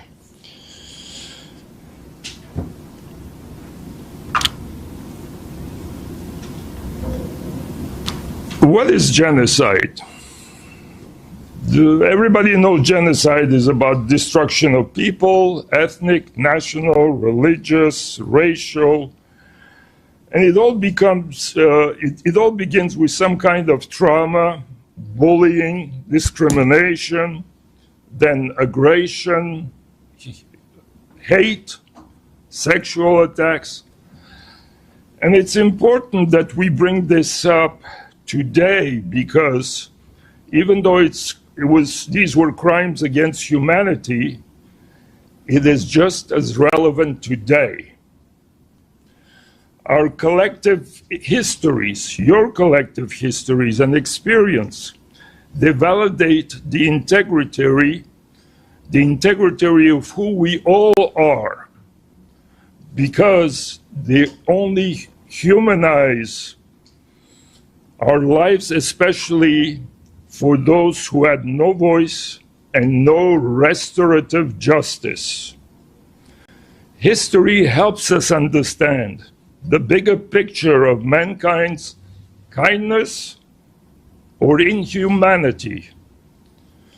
By sharing commonalities, we can help prevent atrocities by recognizing the past.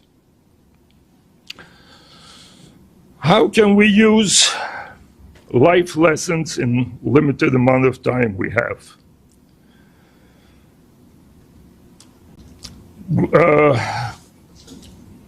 Our grandmother lived with us for 12 years as we were raising small children. And the little children that were 7 or 8 years old, they would ask Grandma, "Grandma, what did you do when you were a child?" Living in an atmosphere like some of you did, that was hateful and demeaning in many ways, because, again, it was a religious thing, although it should never have been. Armenians lived in the Ottoman Empire for 500 years, but then Turks decided that they wanted to become nationalist, and then we had to eliminate all kinds of ethnic groups that were living within Ottoman Turkey. So, as survivor of the deepest wisdom words that we got for grandmother was, and I use this when the Chinese were being discriminated against or other people. And one time I was invited to speak in front of a Chinese public and politicians. I said, I remember what Grandma said. You cannot understand the deepness of any wound unless the knife touches your own bone. And you people understand this because you've gone through it, we've gone through it.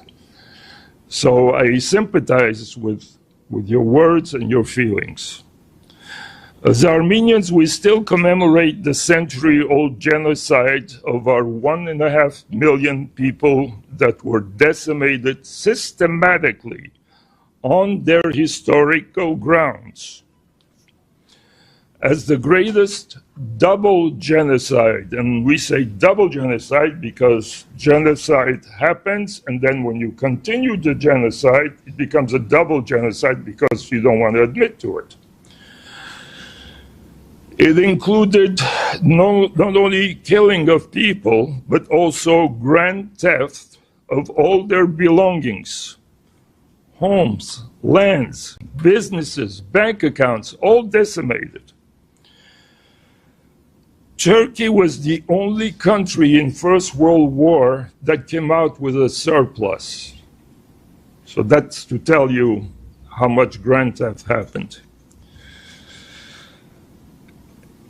So still running away from the dignity of truth, denial means you continue by other means to continue the lie. You continue to distort the facts, acknowledge even when your own allies, Germany, accepted it.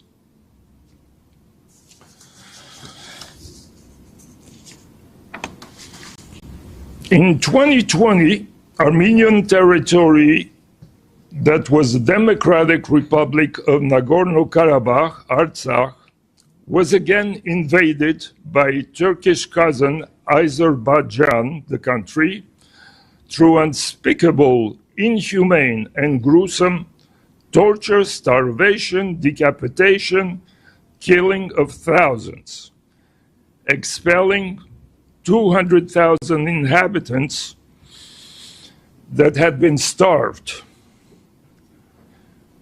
The leadership of this Republic of Artsakh, unfortunately, was not recognized because the Russians didn't want it to be recognized and accepted into Armenia. They said, we'll keep it separate.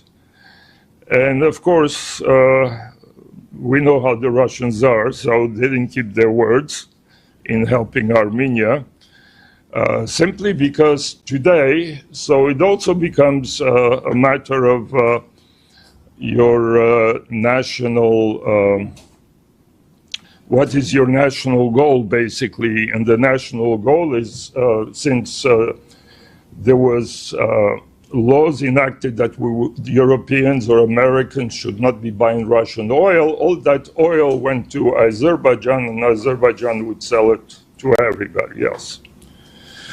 So the issue is, aggressors know full well how to circumvent the rules of humanity. And diplomacy rarely equalizes the terrain between aggressors and victims. Many times, when I even deal with Turkish people, I say, do you realize that when you say Armenians defended themselves or killed Turks, we only had knives. You had cavalries, armies. We didn't have that. So I say, first equalize the terrain in diplomacy, and then let's resolve this. Let me tell you a few stories that I went through. One was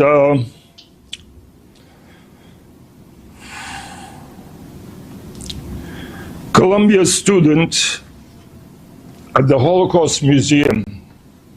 There was a presentation by an Armenian professor because they were trying to reconcile Turkish and Armenian histories. But after a whole year, it was never resolved. So he was giving this lecture, and in the lecture, the participants were 1/3 Americans, 1/3 Armenians, 1/3 Turkish. Towards the end, they said, anybody has questions? And one gentleman who was as tall as I am and much younger, in his 20s, raised his hand, and his question was, if Armenians were not the majority in Anatolia, which is eastern Turkey, right here, which this territory was given by President Wilson to the Armenians after the First World War, how come they are asking to have this territory back? And the professor couldn't explain very well what the situation had been and why this issue was raised. So when it finished, I went to, next to me there was another gentleman who was Armenian, and he said, when we speak about genocide, we only speak about the number of people that were killed. We never bring up the issue of their homes, their businesses, bank accounts, and everything else. So when the session ended, I went next to this gentleman and I said, what you said is very true, and I think we have to be more cognizant about this. And then the young man who had raised the questions about Armenians being in Anatolia, he came with two other friends, and they were saying to us, how you can say it was genocide when we were fighting, this was the Second World War, no, First World War, when we were fighting on all three fronts. And my response to him was very easy. 20 years later, Hitler did exactly the same thing, and he was fighting on all three fronts. So I said, you know, you asked a question inside, and I don't think you were given a complete answer. So if you would like to discuss the issue instead of just going back and forth, are you willing? He said, yes. So I said, okay, let's sit down and talk. So I said, I'd like to ask you, what do you do for a living? And he said, I'm a student at Columbia University and I major in world history. I said, fine. I said, if you remember your world history, I said, do you remember Saladin? Saladin had conquered Jerusalem in the year 1200. And Saladin, who was a Muslim, said, no one, he was a Muslim, but he was not Turkish, he was Kurd, very good, thank you. Yeah, he was Kurdish leader.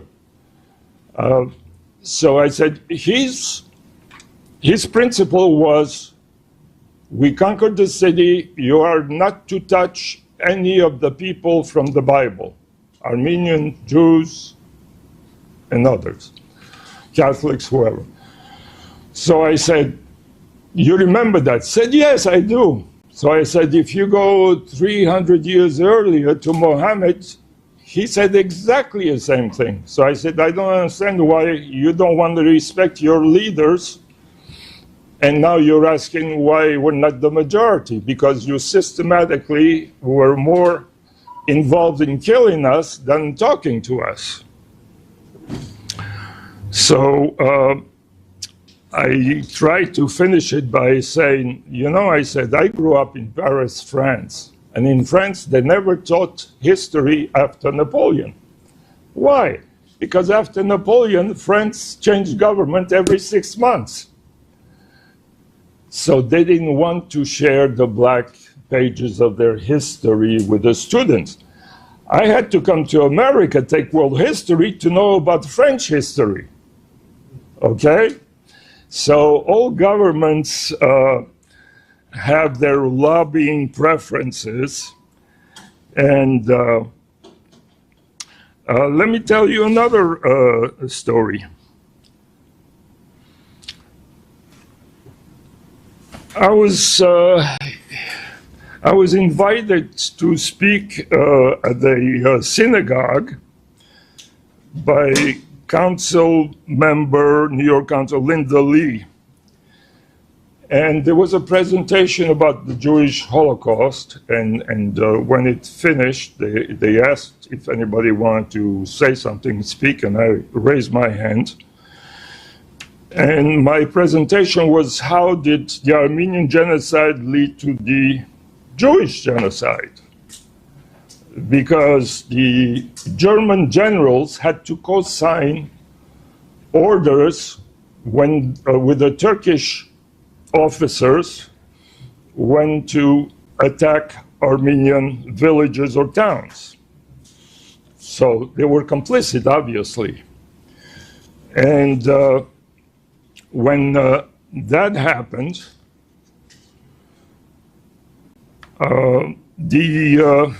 the representative that was there, he was a US representative, he said, I'd like to invite you for a one-to-one interview. So I said, fine. So we went to a diner, and I'm asking myself, what is he going to ask me now? And he starts by saying, I have a story I have to tell you. So I said, okay, tell me. He said, I was the treasurer for the Holocaust Museum in Queens. And we were raising funds. We needed $5 million. We had about $3.5 million. And for somehow, the Turkish consulate had a wind of this, that the Jewish people were doing a museum. So he said, they sent a representative to me, and we met, he said. And the Turkish representative had an envelope. He put it in front of me and said, in this envelope, there is a $75,000 check for the museum. Oh, he said, that's very gracious. But there is one condition. What would that be? That you don't speak about the Armenians. So basically, he took the check and he gave it right back to him and said, I'm sorry, I cannot do that. He said the next day they sent a young lady with a shopping bag with a few books, how to deny the Armenian genocide. So that was another experience. When my granddaughter was in her 4th grade, in the books, she had an assignment one day, and it was an assignment about the Turkish children. Overall, it was okay when you look at it. You know, it was a Children's National Day, and then they said that it was part of Turkish Independence Day. And my granddaughter just could not make herself do the assignment. It just was too difficult for her to digest. She wouldn't talk to her mother about it, and Mom found out. She called me and she said, this is what happened in school today. So I said, I'd like to know, I'd like to get a copy of the book. And when I got a copy of the book, I tried to find out if anybody has been doing anything about this. So what I did is I found out who the publisher of the book was. I called the publisher of the books. I said, you realize that this is not hard propaganda, but soft propaganda. Because I said, would you be willing to put an Armenian page in the book next time? And he says, well, we don't know, we got to think about it, and so on, you know. So to make a long story short, it took me 6 months of back and forth communication to make them say, I think we're going to have to think twice about repeating the story. So I think activism is very important in order for people to understand that this is not just a little story. It's stories that have meanings behind them. It's about things that it's not a question of forgiveness, because we have been taught to forgive, but not all Armenians forgive. We've been taught to forgive because grandmother said, if punishment is not in this life, it will happen in the next. So I believe that it's important to keep our values. It's important that we speak, because as you mentioned before, I invited Turkish educators to come at the UN and speak at our meetings. And they told me that when they go to meetings in Turkey, a lot of the people just ask him, did it really happen? Because they themselves don't know. We were at the airport one time and we were speaking Armenian with some friends of ours. In front of us there was a young man, and he hears us speaking and he says, what language are you speaking? So we said Armenian. So after a while he says, is there any truth to the Armenian genocide? So I said, if you had 25 members in your family and 24 are only left, what do you think happened to them? So it's important to be active. It's important that we realize that there's enormous amount of lobbying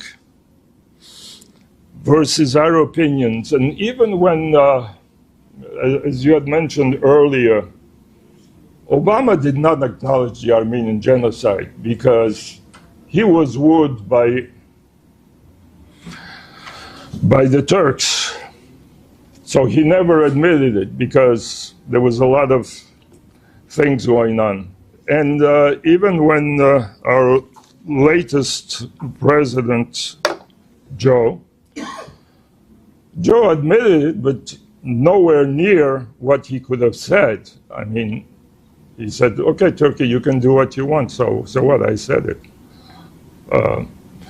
The Armenian genocide in America was actually recognized right after the Second War. It was important for them to do that at the League of Nations, but what happened is that Americans realized that if we acknowledge these people's genocide, well, what are the American Indians going to say about us? They took our land, they killed our people, okay? So politics is always a way to wiggle out of things.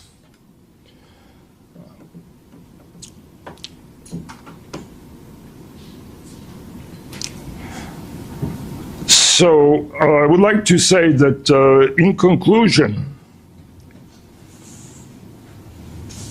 in telling our stories, we have to know our audience. We must be fair, heartfelt, sincere with the facts. As survivors, it's up to us to educate, motivate, activate, be resilient, and be persistent to the right values of life, God-given life. Thank you. Oh, I didn't speak about the map, maybe. Okay. So this is Artsakh. This was part of the Republic of Artsakh, which was Armenian.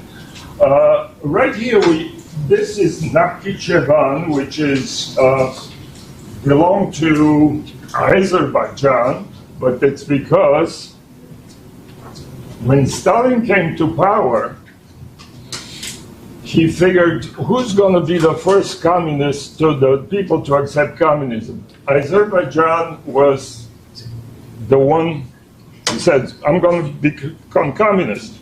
Okay, so I'm going to take the Armenian province of Nakhichevan, give it to Azerbaijan.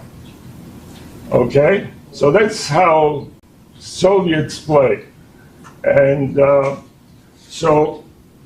Nakhichevan. So basically, this whole territory, which was Armenian since 1990, has now become Azerbaijani. They've destroyed anything and everything to wipe out Armenian livings there.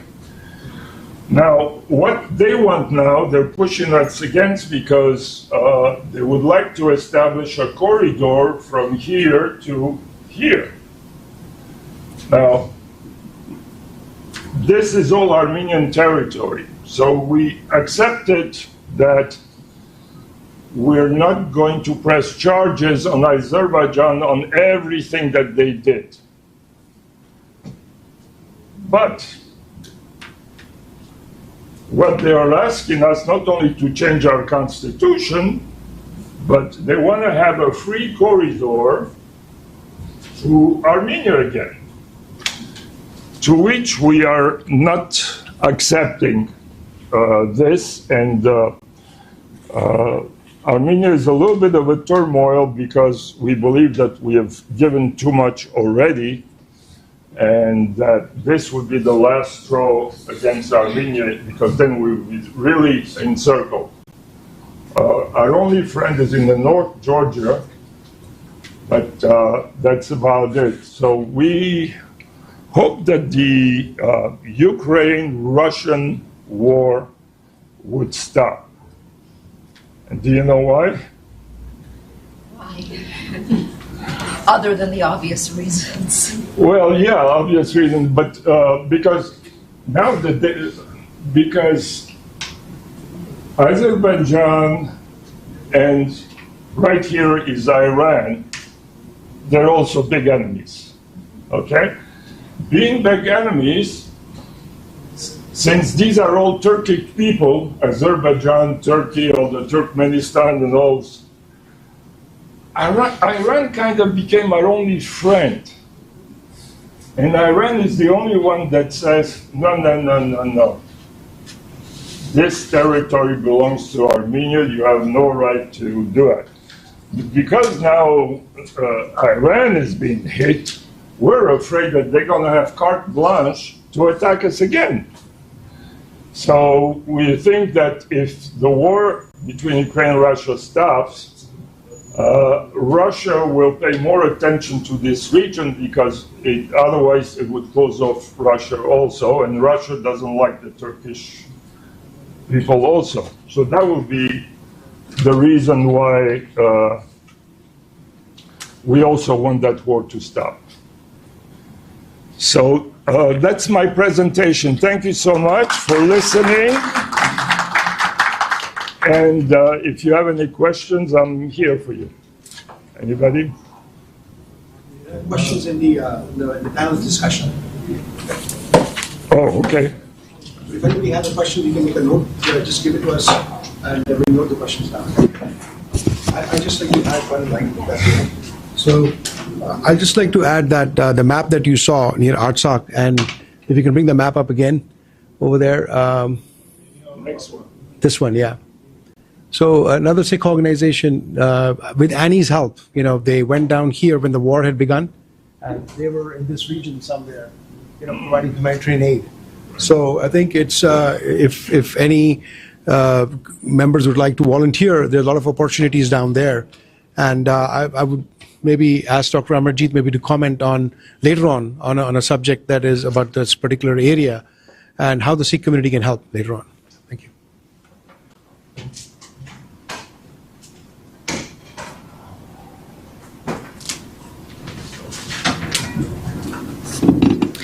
Thank you, Mr. Miller, for such detailed presentation and sharing such heart-wrenching stories. As Swaranjit Singh in his presentation said, we know each other more and have a better understanding when we share the pain. And to continue that, I now would like to request our next speaker, Mr. Zato Kadambea from Togo, to please come and address what the struggles that he is dealing with, the struggles people of Togo in general is dealing with. He runs a nonprofit here. He also represents PPI, a party of people in Togo. The struggles of people in Togo is asking for true democracy. None of the elections in Togo in past has ever been truly democratic, so the understanding of struggles of other countries helps us understand our struggles better and maybe vocalize and verbalize and present them together in solidarity and unity. Thank you, thank you, thank you. Can you hear me? Waheguru Jeka Kalsa, Waheguru Jeka Fati. I would like first of all to thank my councilman, Swanjit Singh, and the next mayor of the great city of Norwich. He will be a great mayor. Yes, yes, yes, yes, yes. He will be a great mayor. And also I would like to thank the Sikh Parliament for organizing this day. And then thank you for also being inclusive and inviting me to be part of your this day, which is important to me. My name is Zato Kadambaya, and I am the representative of a party of people in integrity from Togo. So, and your struggle, I would like to let you know, is also our struggle.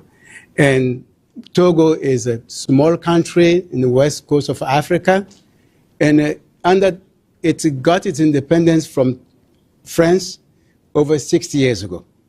And during the 60 years, as I'm speaking, we have been ruled by only one single family. So this is where we start our struggle.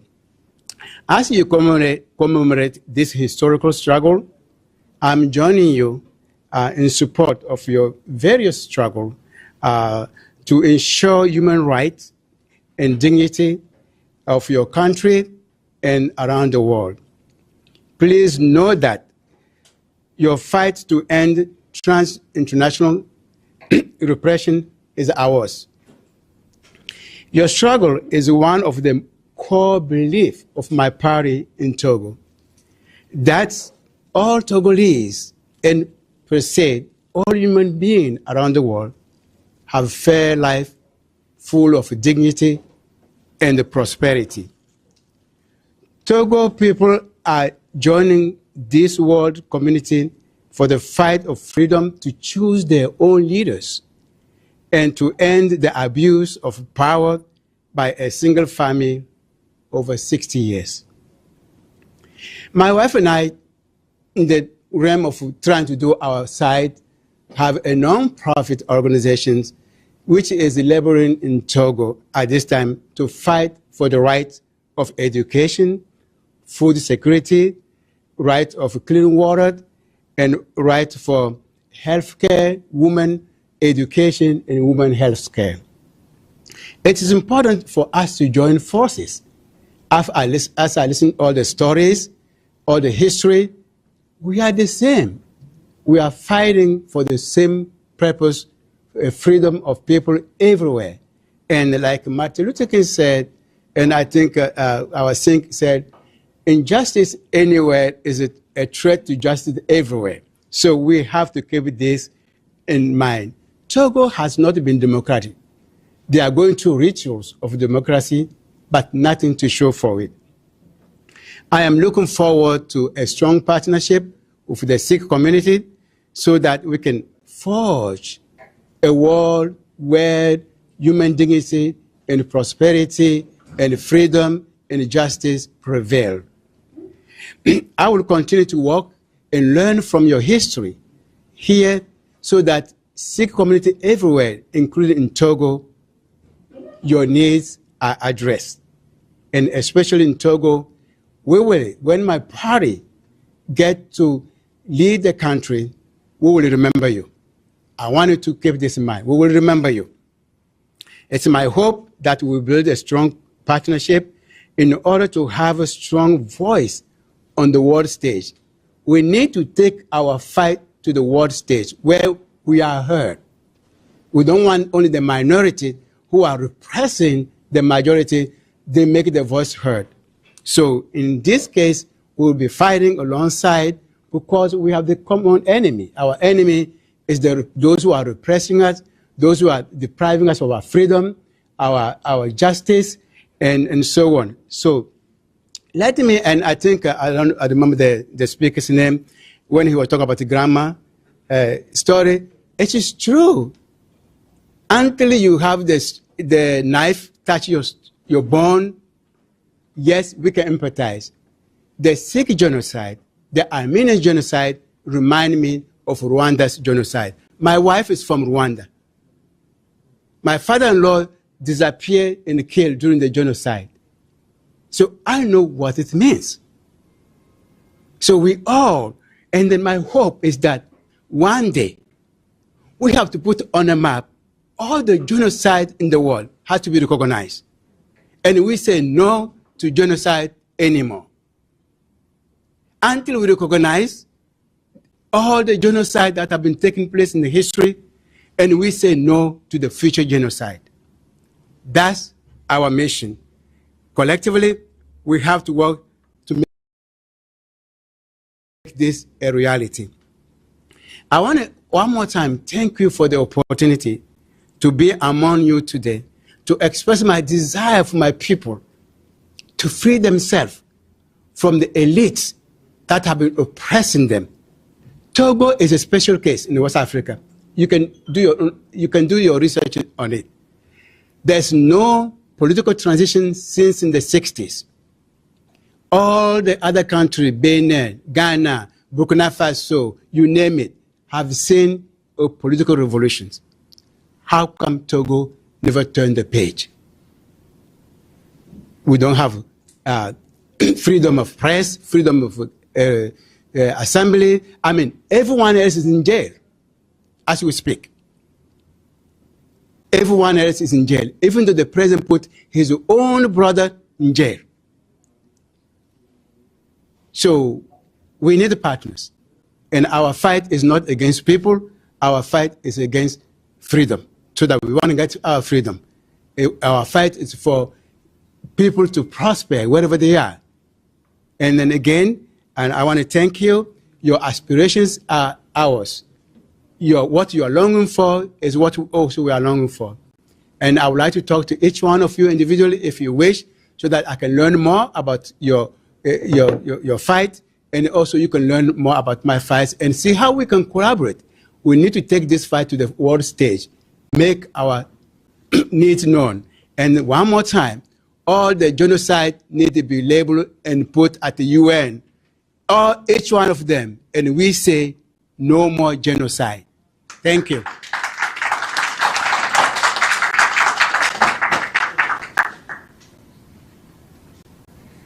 Thank you. I do think that this will be a good time to take a short break because it is around 3:30. Everybody can take refreshments and then we can come back to finish Professor's the story of his family about a century ago.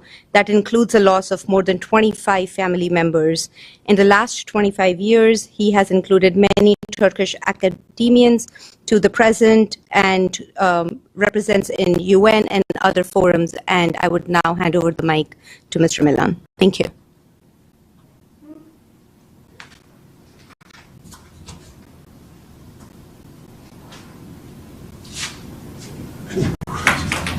Okay.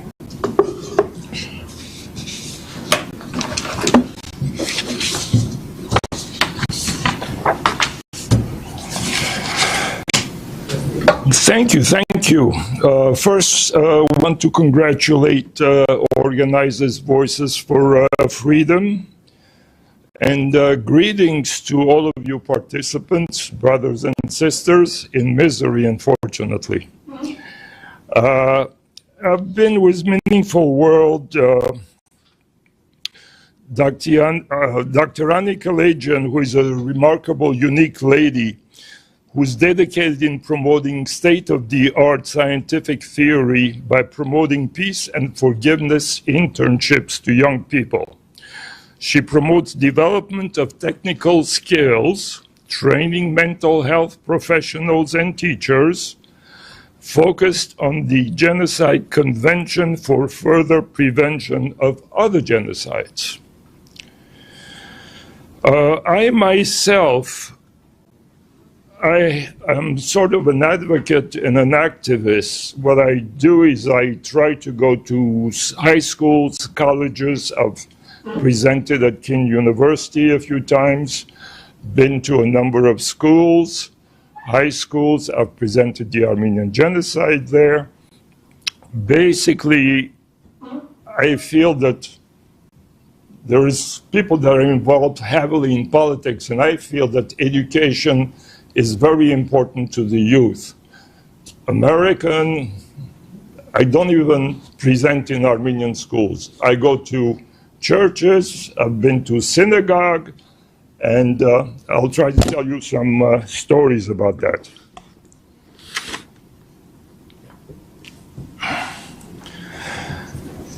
So as an educator and an advocate, I'm aware that there's a lot of lobbying going on against the Armenian people.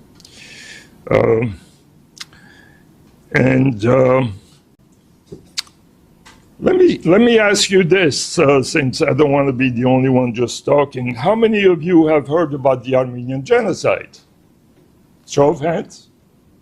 Okay, a good majority, that's good. Have you ever heard of also Nagorno-Karabakh, Artsakh? Okay, not as well known, but a few of you. Okay, I'll speak about both so that we get better informed. So I want to tell you some stories and put them into my message at the same time. This is not the side, it's the other side.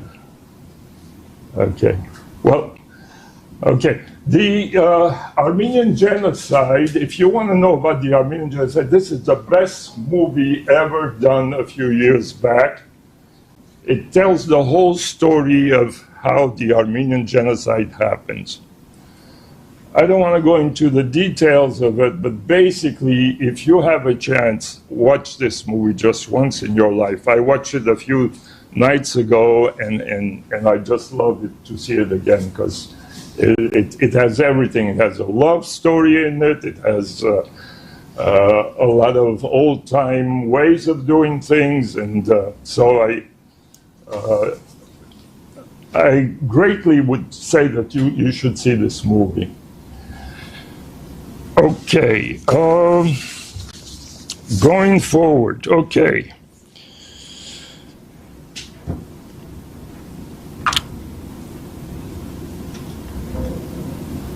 What is genocide? Everybody knows genocide is about destruction of people, ethnic, national, religious, racial, and it all becomes, it all begins with some kind of trauma, bullying, discrimination, then aggression, hate, sexual attacks. And it's important that we bring this up today, because even though these were crimes against humanity, it is just as relevant today.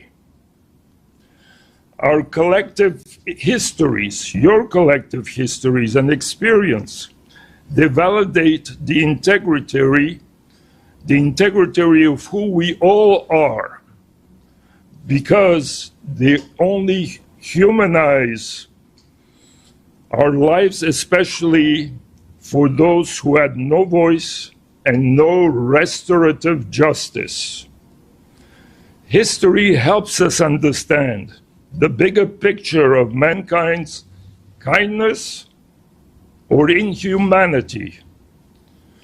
By sharing commonalities, we can help prevent atrocities by recognizing the past. How can we use life lessons in limited amount of time we have?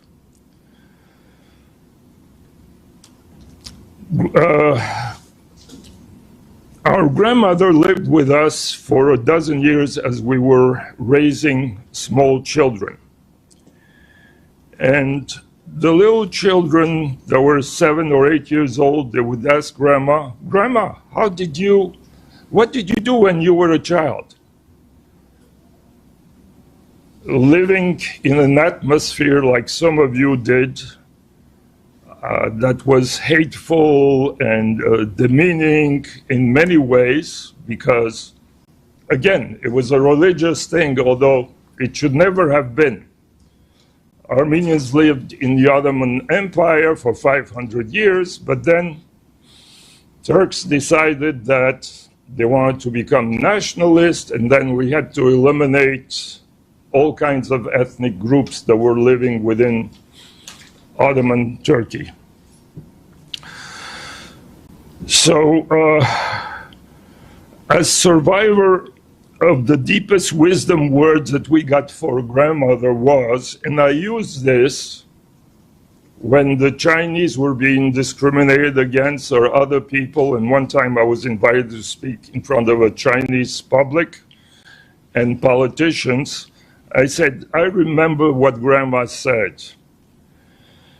You cannot understand the deepness of any wound unless the knife touches your own bone.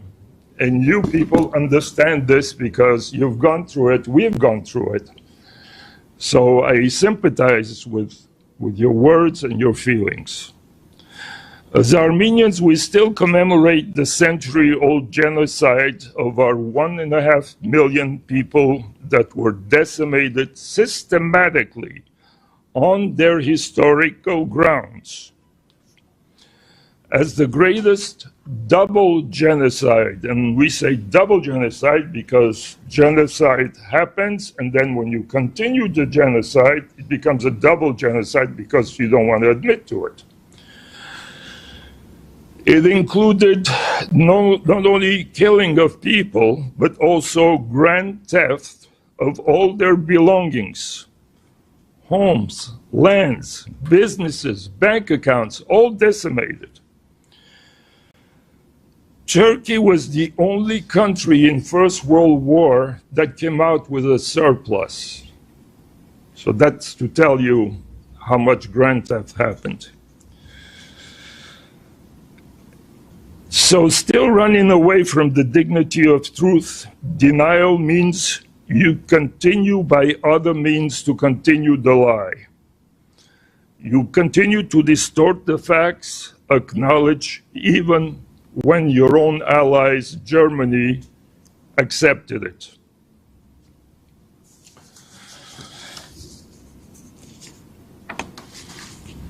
In 2020, Armenian territory that was the Democratic Republic of Nagorno-Karabakh, Artsakh, was again invaded by Turkish cousin Azerbaijan, the country, through unspeakable, inhumane, and gruesome torture, starvation, decapitation, killing of thousands, expelling 200,000 inhabitants that had been starved. The leadership of this Republic of Artsakh, unfortunately, was not recognized because the Russians didn't want it to be recognized and accepted into Armenia. They said, we'll keep it separate. And of course, we know how the Russians are, so they didn't keep their words in helping Armenia. Simply because today, so it also becomes a matter of your national, what is your national goal, basically? And the national goal is, since there was laws enacted that the European recent narratives for more than 10 years. You can find my work on National Geography. That after this, I will have one more speaker come and discuss what you want to. ਹਾਂਜੀ ਆ ਜਾਓ ਅੱਗੇ ਥੋੜਾ ਜਿਹਾ ਛੋਟੀ ਜੀ ਕਿ documentary ਹੈਗੀ ਆ ਉਹ ਹੈਗੀ ਤਾਂ ਵੱਡੀ ਆ ਤੇ ਆਪਾਂ ਥੋੜੇ ਜਿਹੇ ਸਮੇਂ ਲਈ ਚਲਾ ਦਿੰਦੇ ਆ। ਆ ਜਾਓ ਜੀ ਅੱਗੇ, ਸਾਰਿਆਂ ਨੂੰ ਬੇਨਤੀ ਆ ਜੀ। ਵਾਹਿਗੁਰੂ ਜੀ ਕਾ ਖਾਲਸਾ, ਵਾਹਿਗੁਰੂ ਜੀ ਕੀ ਫਤਿਹ। As you come to the stage, we have Vincent Lomar, who has made a movie on transnational repression. He's going to talk for 2 minutes, and the movie will begin, so you can finish your snacks in the meantime in parallel. Thank you. Thank you.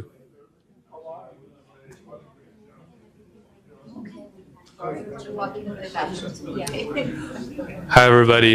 My name is Vincent. I'm come from Los Angeles, California, and I'm an independent filmmaker.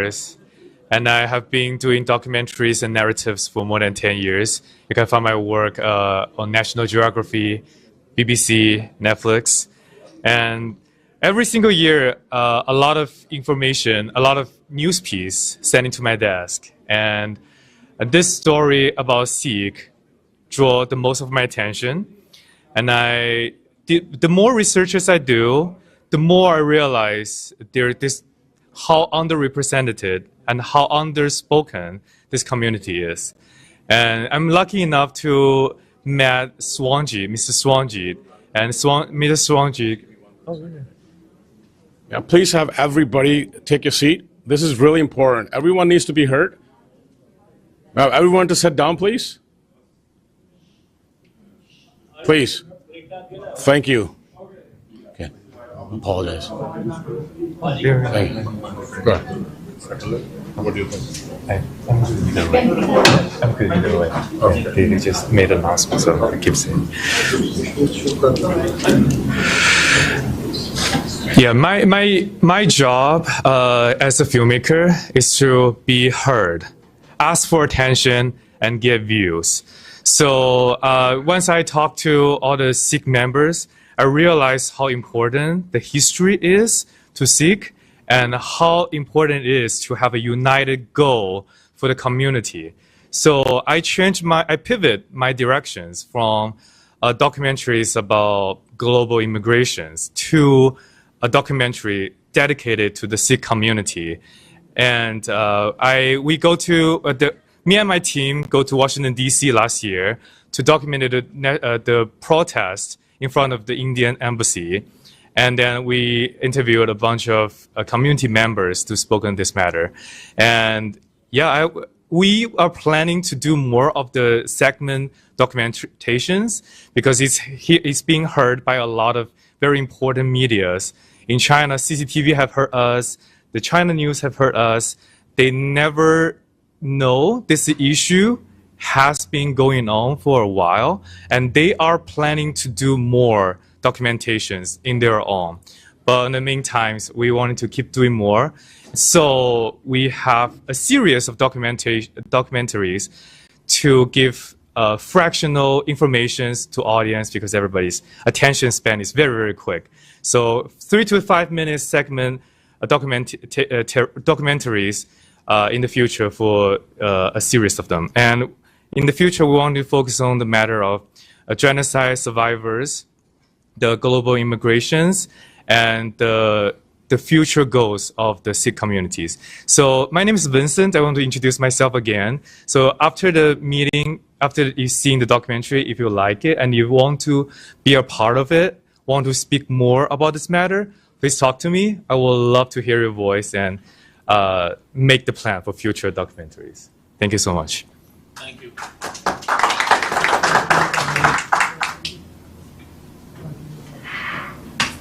Today is the 40th year of Indian invasion of Darbar Sahib Golden Temple Amritsar. 4 years ago, the Indian Army attacked Golden Temple to crush the Sikhs' right to self-determination. The Sikhs fought the independence of India. The Indian government they responded with tanks and artillery, and they had killed about 10,000 pilgrims in a single day in Darbar Sahib, Amritsar, June 1984. Who were the pilgrims at the temple? The Indian government wanted to crush the Sikhs' right to self-determination. The homicide team is releasing new information about the shooting death of a prominent Sikh leader in Surrey. Hardeep Singh Nijjar was gunned down in the parking lot of Guru Nanak Gurdwara on June 18th. So far, no arrests have been made.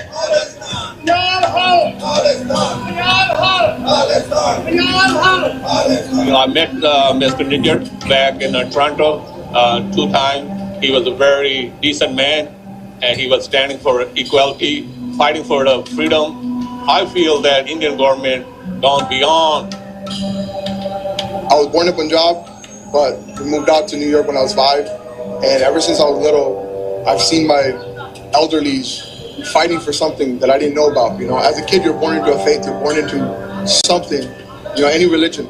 They wanted to protect the future, and that's why I'm here today. I am the future for them, you know, the next generation, so I'm here.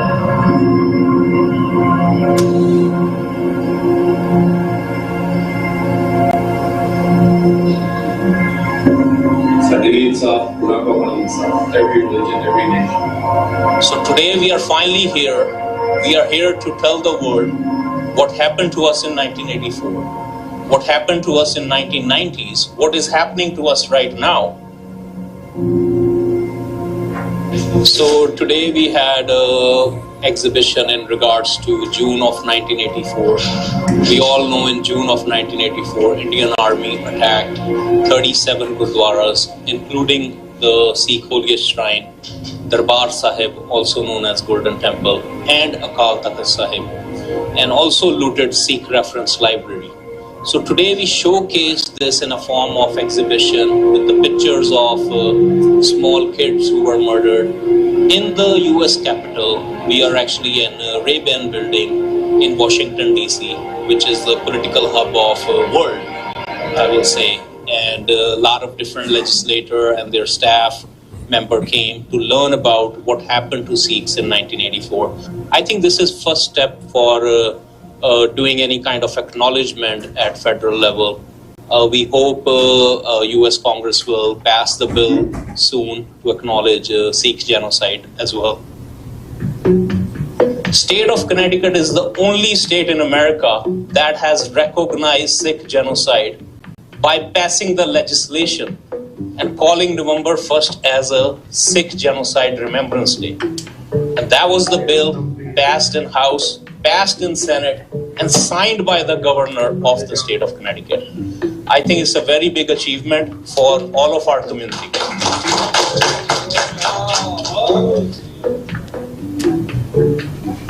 Welcome to Sikh Art Gallery, which is an educational space that was created in Connecticut in November of 2020.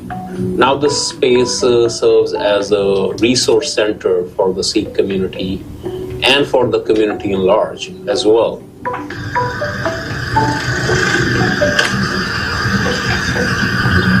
So myself, Swaranjit Singh Khalsa, I'm a director of Sikh Art Gallery.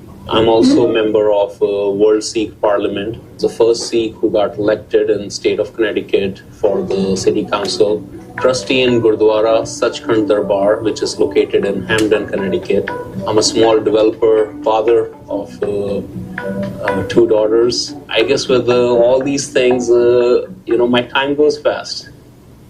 How are you? Doing well? This is our entrance room, and where we engage with the community. We talk about basic stuff, that how Sikhism is the 5th largest religion of the world. So the heart of Sikhism and heart of Sikhs, the holiest shrine and Sikh Vatican known as Darbar Sahib or Harimandir Sahib, but a lot of people know it by the name Golden Temple as well. It's situated in Amritsar in Punjab, which is on the India side, which we call it Indian occupied region. But Amritsar for Sikh community is one of their holy city, even though India has not given us acknowledgement for that. It actually reminds me that June is very sacred month for Sikh community, because in June of 1984, Darbar Sahib was attacked. But it's not just Darbar Sahib was attacked. The Sikh reference library was burned, and all the scriptures and manuscripts and many other artifacts were taken by Indian government. Basically, that's the attempt to commit genocide, but it's also an attempt to wipe out the history. history of the Sikhs.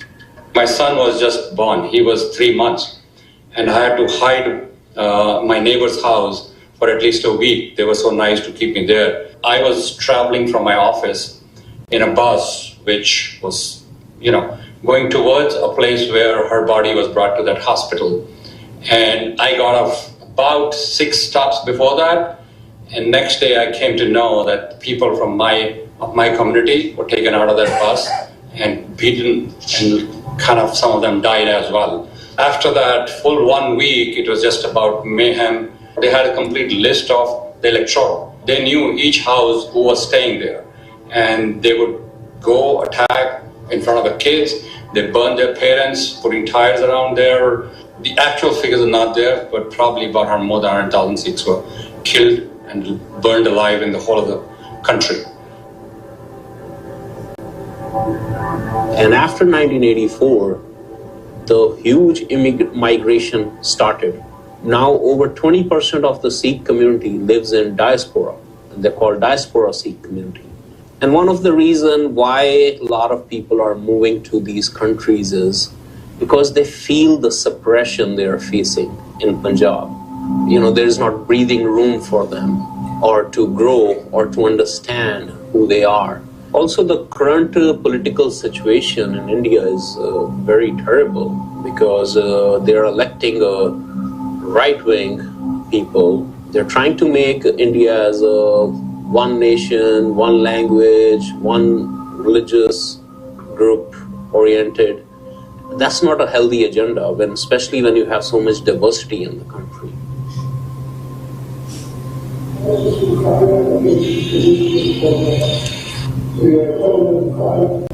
It's Peter Albert Nystrom, Mayor of the City of Norwich. I met Swaranjit Singh back in 2010, and then I learned of the atrocities of 1984, and we as a city acknowledged that terrible event. And that, there's more than one side of every story, but that one struck me as unique. We feel that acknowledging important historical moments in people's lives gives credibility.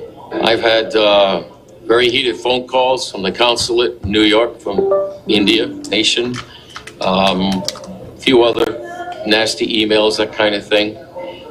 And I've spoken at the state capitol on this issue.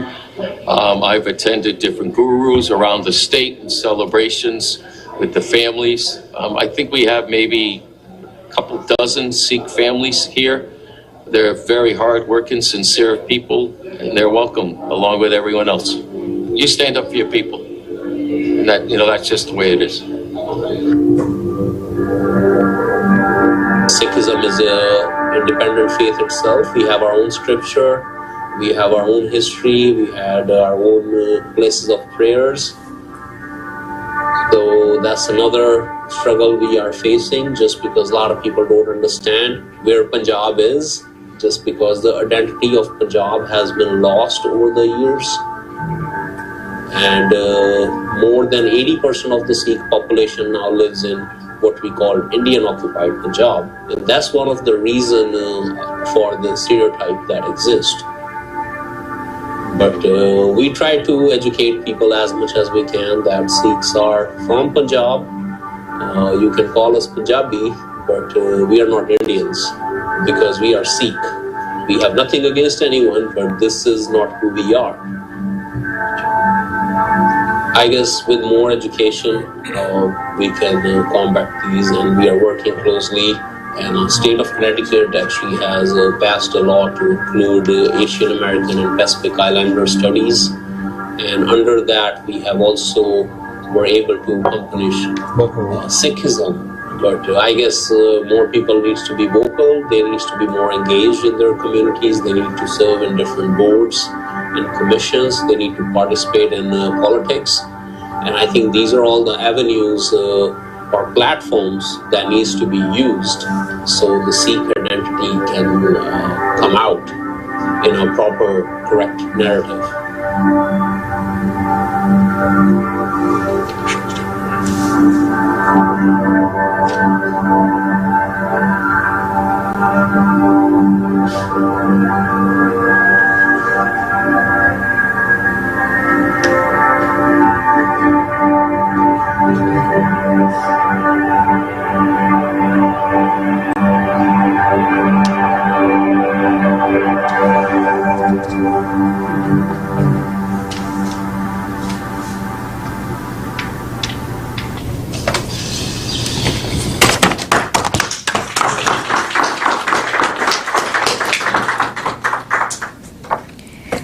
Thank you so much, Vincent, for such a moving movie, and thank you so much for Saranjit Singh for highlighting the effects of it and starting a Sikh gallery. In terms of having a Sikh gallery shows actually put things into perspective. When you can visually see it, you can hear stories, you can relate more, because that way you are also able to relate your own immigrant struggles to the struggles of other people who have happened. So thank you so much for doing such great work in Connecticut.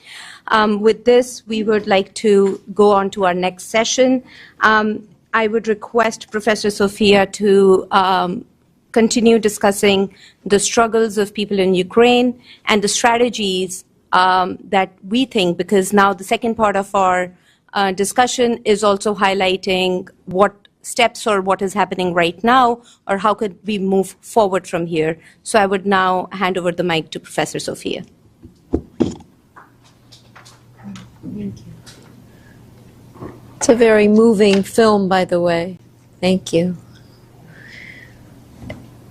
I always feel that education is of the utmost importance, and my apologies in advance if I bored you with a narrative or some kind of academia, but I think that I'm not in a room with people from the Soviet Union, I think, from the former Soviet Union, or from the Russian Federation, or from Eastern Europe, so that's why I thought it would be apropos to do that. And I think maybe I'll just come up to the podium and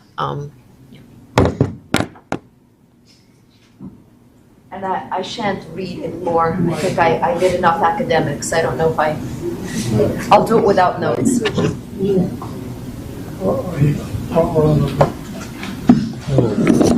Thank you. Thank you. Thank you. Appreciate it. Thank you.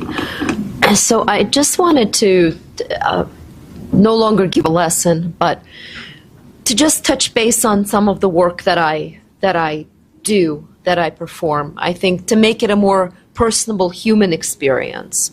I am boots on the ground and I work independently. Well, as I worked for Human Rights First and was their foreign policy fellow for quite some time, I went and branched out and said to myself, all right, I came to the United States for religious and obvious ethnic persecution under a government that didn't want the people, under a government that actually labeled us. I mean, if you're not labeled with a star, if you're not labeled with something else, then you're labeled by your passport stating who you are so that people know. It could be considered a matter of color, I suppose, whereas I don't particularly look Slavic. I don't know if you have noticed, no blonde hair. That's the Slavs, right, mostly. And so occasionally when I set up shop, covertly, not overtly, to perform human rights and to be an advocate and to help people who are in the underserved community, I try to do it in a way that they wouldn't ask for my passport, certainly not in the Russian Federation. Of course, I do resemble a Ukrainian lady in some fashion, and I was in fact asked. And the Russians have a certain name for the Ukrainian people, and when they want to be derogatory, they call them chachli, which is not a very nice terminology, to set them apart as if they were lesser. So I help Ukrainian women and children mostly right now. I've been doing that since the onset of the war, and Ukrainian women and children were stationed on a huge liner in Tallinn, Estonia. They lived on a huge liner in transit on the way to other countries for salvation, for help, while their men fought. They don't know whether their men would ever return, whether they see their husbands, and some of them have many, many children. So on that liner, I represented their rights. I also had the opportunity to make a documentary film, which I'm still working on, if I don't go closed down altogether and nobody finds out, because as you can see in this film clearly portrayed that faces need to be covered, people can't, otherwise you can lose a life and you can lose your motive to do this. Some of the children and women that I did represent were offered places in, for example, Germany. I'll name one, just Germany as a country. They came and they faced a colony of pedophiles. It had nothing to do with actually helping them. It was an actual colony of pedophiles. I don't want to, reference Lolita or Nabokov's book that I grew up on that was banned, but it was a case where the mothers were too old for them, and the mothers were 26, 27 years old. So you can picture what they were looking for, right? So that's what I represent. That's what I do. I've been doing this for quite some time now. And another aspect is reparations for the war. Seizing Russian assets, very difficult. Trying to go after and having these reparations is even more dangerous. And let's recall what happened to Navalny. Okay, this is not an accident. We know, not just from BBC, but from other sources. So I am afraid of targets. I don't come there veiled, but I do come wherever I represent folks. I come rather incognito, because that's the nature of my job. I'm an advocate, solo advocate. I do this on my own. Wherever we try to set up shop, the Russians would come in and would foil our operations to help anybody. And I'm not just talking about Ukrainian, I'm talking about people that come to us from Georgia, from Armenia, from Uzbekistan, from Kazakhstan, from Turkmenistan, anybody seeking asylum or anybody seeking to even get out of Russia because they're unhappy or because they're treated in a different kind of manner than they are used to being treated, or they should be treated. So that's what I do. Most recently what I've done, and I'll fairly conclude on this, is that unfortunately there is a history of torture now. The Russians have tortured so many people that they have captured. Now I understand that war breeds with it torture, but you cannot torture those that are in captivity. It's inhumane. And this is what's happened. And on another note, and I have those kind of clients as well, on another note, the Russians are now swapping bodies. And this is the most deplorable, because they do not value the life of their soldiers. It has come to my attention in my personal practice that soldiers have been coming back. There is one particular Mr. Bugay who was born in 1974. He is dead. I'm not afraid to say it. He came, his body arrived in Ukraine, and his body arrived, he's a Russian soldier.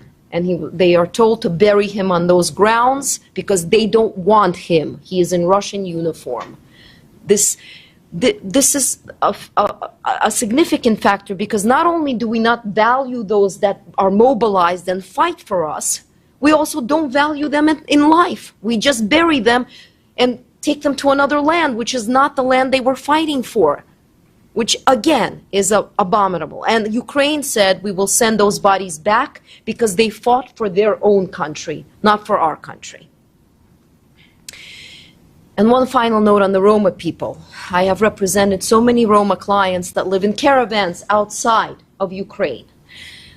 Roma have not been treated well in Ukraine either, not in Russia and not in Ukraine.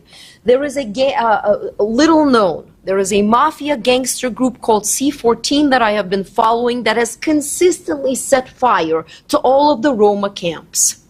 They come, they break into wherever they live, they kill them, they drag them, and this is unfortunate because it's systemic throughout Eastern Europe. I don't know what it is that the Roma have done to them. It's not just because I have ancestry, but it is unacceptable for this ethnic minority to have to face this kind of calamity at the hands of anybody. Now we know that these people were 250, I think, thousand were killed under Nazi regime, and we hardly ever hear about it. That's their genocide Holocaust. Their women were sterilized, their horses were cut, and they were claimed to be just musicians and idle-minded thieves. This is what intolerance can do to people. And so I know, and I thank you all for allowing me to speak about some of the work that I do, because the next steps taken is what you're doing today, collectively standing as one to try to bring this to attention. So I am very thankful that I received the platform to speak. I'm thankful for everybody, Parliament, Wanda. Thank you so much. And I do pray for peace. Thank you.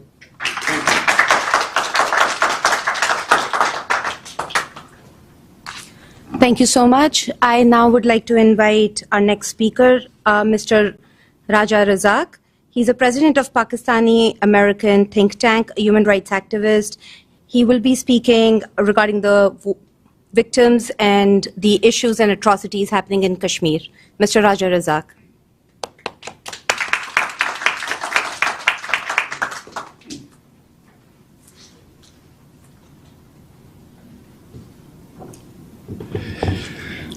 Thank you.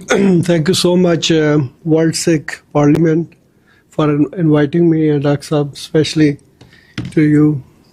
Dr. Saab called me last night, and I wasn't prepared for this, but I will try to highlight some of the atrocities which Indian occupied forces are carrying out from last more than 75 years. We are, doing this event right in front of United Nations. And this organization was established right after the World War II. And the purpose of this organization was to resolve all the problems arise after World War II, or wherever the human rights violations being carried out, to sort those problems. And Kashmir issue is probably, I think, one of the first incident happened right after the creation of this institute back in 1948, where India promised to the entire world that they will give right of self-determination to Kashmiri people. But it's very unfortunate, Kashmiris are still waiting for that promise to be fulfilled. Now I feel this institution is completely failed to justify his existence. Back in 2019, when India revoked the special status of Kashmir 370 and 35A, during those days, I happened to walk in this very prestigious building, United Nations, and they have some priorities written on the floor. There were 17 points that the United Nations will work for climate change, for health, for this and for that. I was reading and I was counting. And when I reached to the number 16, at that point there was a line written that United Nations will resolve the disputes between the nations and other human rights violation. And I read the number 16 and I stopped there and I started thinking that this institution was created to resolve this number 16 And now that, main purpose which this institution should serve is on number 16 on their priority list. So, maybe in a couple of years that will be completely vanished, from their priorities list. So this is very unfortunate. And Kashmiris suffering every single day. There are over hundreds of thousands Kashmiris, women, children, elders, they've been butchered. And United Nations not doing anything. This is very unfortunate. And similarly, what's happening in Khalistan, in Indian occupied Punjab, pretty much same story. It's almost like they're fighting for their freedom for almost like 50 years now. And world is not taking those human rights violations seriously. This is a big question mark. When I saw Sarvjit, he reminded me of Dr. Sahab, you. When I saw you 35 years ago, you was just young man like him, right? You are still young. You are still young, but this struggle of freedom, moving from one generation to another generation, and we haven't given up, and we will never give up. And when we talk about Kashmir, the basic human rights are completely blocked from last 70 plus years.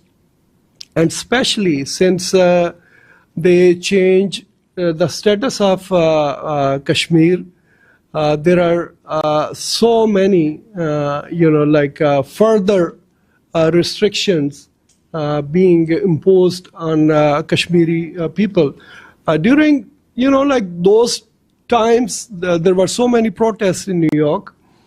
And I think Dr. Saab was also there that day. I saw one white lady, and I was talking to her, and she said, my husband is Kashmiri.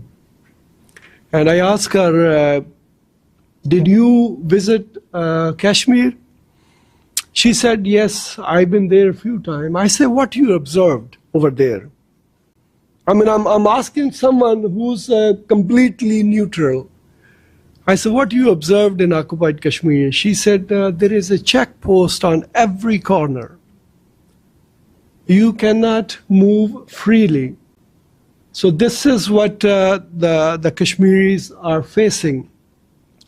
And in the presence of almost like 800,000 security personnel, India succeeded to carry out false flag, terrorism operation to blame Pakistan. Incident happened back in 2000 when Clinton was president, and dozens of Sikhs were killed in occupied Kashmir. So when something happened with the Sikh community, the first thing we as a Kashmiri or as a Pakistani think, well, this is not possible. Why Muslim will fight with the Sikhs? Why they will attack Sikhs? It's totally nonsense. And exactly same thing what Madeleine Albright wrote in her book, that when India carried out that terrorist attack in Indian occupied Kashmir, immediately Clinton was contacted, and people, relevant people in USA, they informed Clinton that this is a Indians' in-house job. They created to malign or blame Pakistan, so please stay out of it, which Clinton did. So exactly the same thing repeated again in Pahalgam. From nowhere, the terrorist attack, somebody carried out. And I heard that the closest police station is like 30 minutes away from that place. And right after that incident, after 10 minutes, they blame Pakistan. That during, according to our investigation, so-called investigation, FIR being reported after 30 minutes, the police station is like 30 minutes away and the FIR is being written in 10 minutes. It's totally nonsense. And till now, honestly, I didn't see any dead body, unfortunately. I didn't see if anything happened or not. But I think everything happened for the reason that one false flag operation is bringing the freedom struggle of Kashmiris and Pakistanis much closer. I wish India can do one more time and that job will be done very soon. So, this is the ground reality. There is one event regarding Kashmir in Washington a few years back. And that event was kind of backed or sponsored by the Indians. And how funny it is that they organized something to blame Pakistan or do something, but all the speakers, Dr. Saab, they came and they highlighted the atrocities which are being carried out in the Indian occupied Kashmir.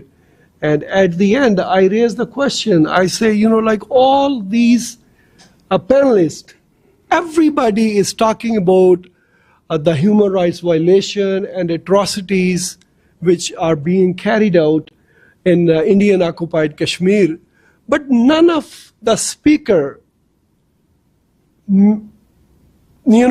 mention at all that there are any problems in the Kashmir which is being administrated by Pakistan.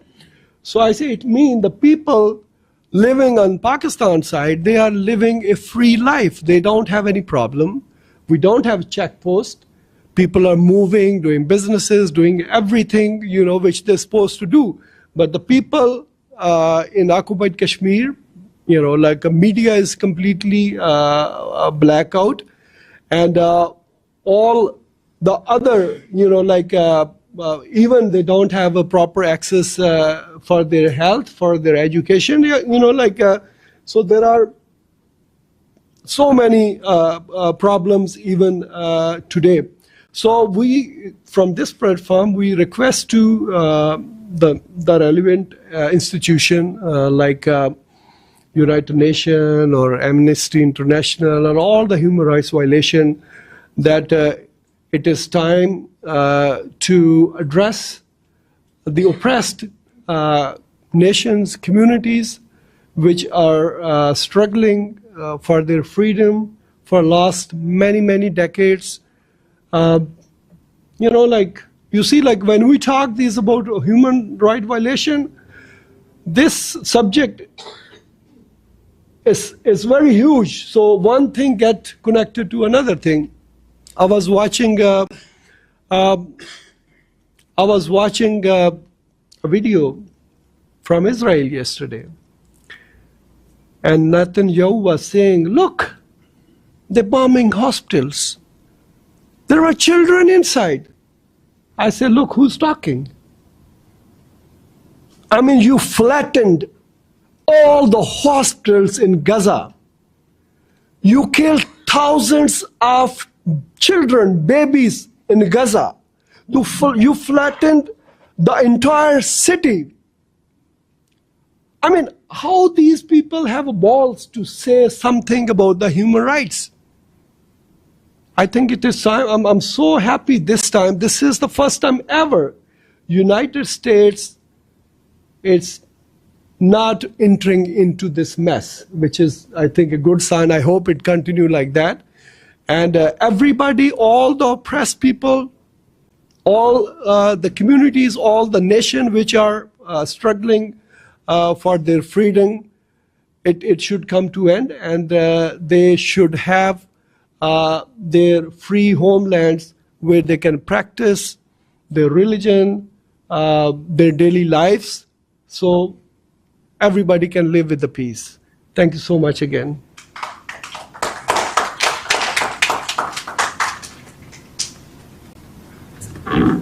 Thank you so much, Razak Saab. With this, we would also like to start our panel discussions. It is a hard 5 o'clock stop. They will shut the doors.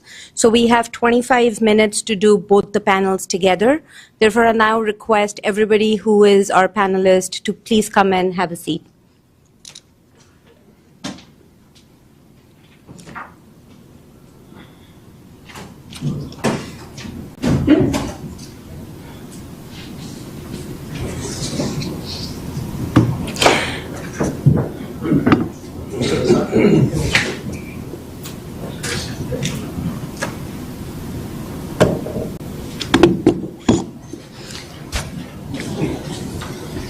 I can start the moderation here. However, the two topics of the panels are both transnational repression and right to self-determination, justice and its memory. We have heard about transnational repression every day. Since morning, we have heard it several times. We know that it is TNR, there is a bill, there have been meetings, but what actually it means, what are the breakdowns of it?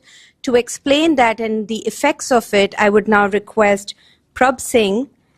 He's an attorney from Canada. He's also Global Legal Counsel for World Sikh Parliament, National Executive Director of United Sikhs in Canada. He was very active in winning one of the landmark cases that actually affect TNR. And the interesting part is that it was done within 6 to 7 months, where a Canadian government, through misinformation, actually put Mandir Singh and with US government targeted. So this is an issue of TNR that affected post-Niger, both in Canada and in US. So I would now request Prabh Singh, who's also a chair at Diversity, Inclusion and Anti-Oppression Committee. He's also a victims advocate with the Attorney General in Canada. He also does mediation beyond borders with that organization. I now hand over mic to Prabh Singh.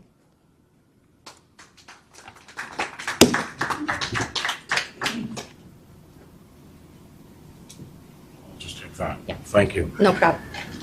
Thank you, Jaspreet. It's absolutely honor and privilege. Can you hear me?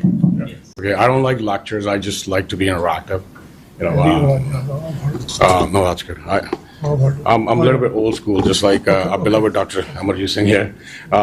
Just far foremost, I just wanted to thank our beloved, our own activist, advocate, not just for human rights. A person who stood with the Sikh community in diaspora for the past, I would say, 3 decades, probably a little more than 3 decades. Dr. Saab, we absolutely in debt what you do, your analysis, your heartfelt advocacy, not only just to the Sikh community, but community at large. We are witnessing, not just the Sikh community, we're witnessing our Kashmiri brothers and sisters, Rohingya, brothers and sisters from Africa, right? Also a victim of great oppression, which speaks for itself. I think this is a true message of Guru Nanak, and I'd like to start with this. Every time I listen to Dr. Saab, he always starts off with something like this: human rights anywhere, human rights violation anywhere, human rights violation everywhere. And I figured, why this young man speaks like that? And, I think Guru Sahib endorsed it. I'm absolutely fascinated about one Guru Sahib Shabad, Tan Guru Nanak says, So jive jin man vasya soe. Nanak अवर ना जीवे को जित जीवै पतलथी जाए सब हराम जित कुछ खाए. So what that says, for those who live, only live with a truth, sovereignty, and righteous path within them. Those are the lively human beings. The rest of them are just zombies. And for those still have the audacity to live a luxurious life and audacity to say that, you know, we as nationals, you as radicals, don't know why you bragging about human rights violation. They have closed their eyes. Guru Nanak said, shame on you. How can you even swallow? How can you even swallow a piece of bread? That is the message of Guru Nanak, how revolutionary that is. Think about it. With this, I think, considering this fact here, this platform, ladies and gentlemen, the mere purpose of my presence, to be honest with you, I came prepared to actually hold accountable. I'll say that unapologetically, in a fearless manner, because I have seen the fearless leader in front of me. These leaders are truly fearless. This is the reason that they have stood by human rights, that this is not the only year we've spoken about human rights violation. This has been going on for forever.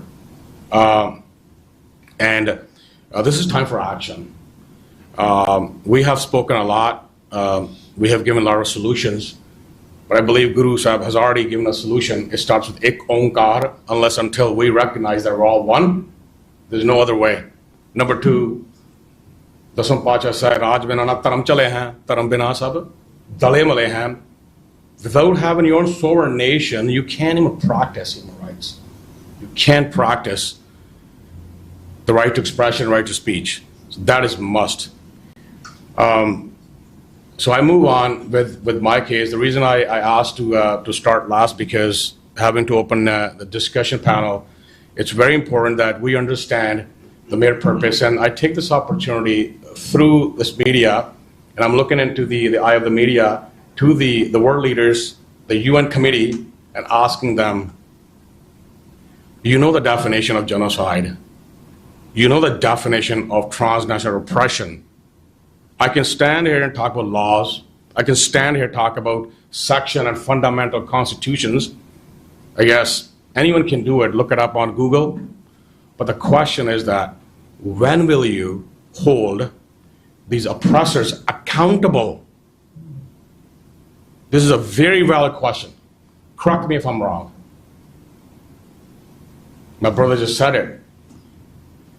I really want this to have only, I guess, commemoration, because commemorations, yes, there must, but next year when I'm here, I'm hoping that we are celebrating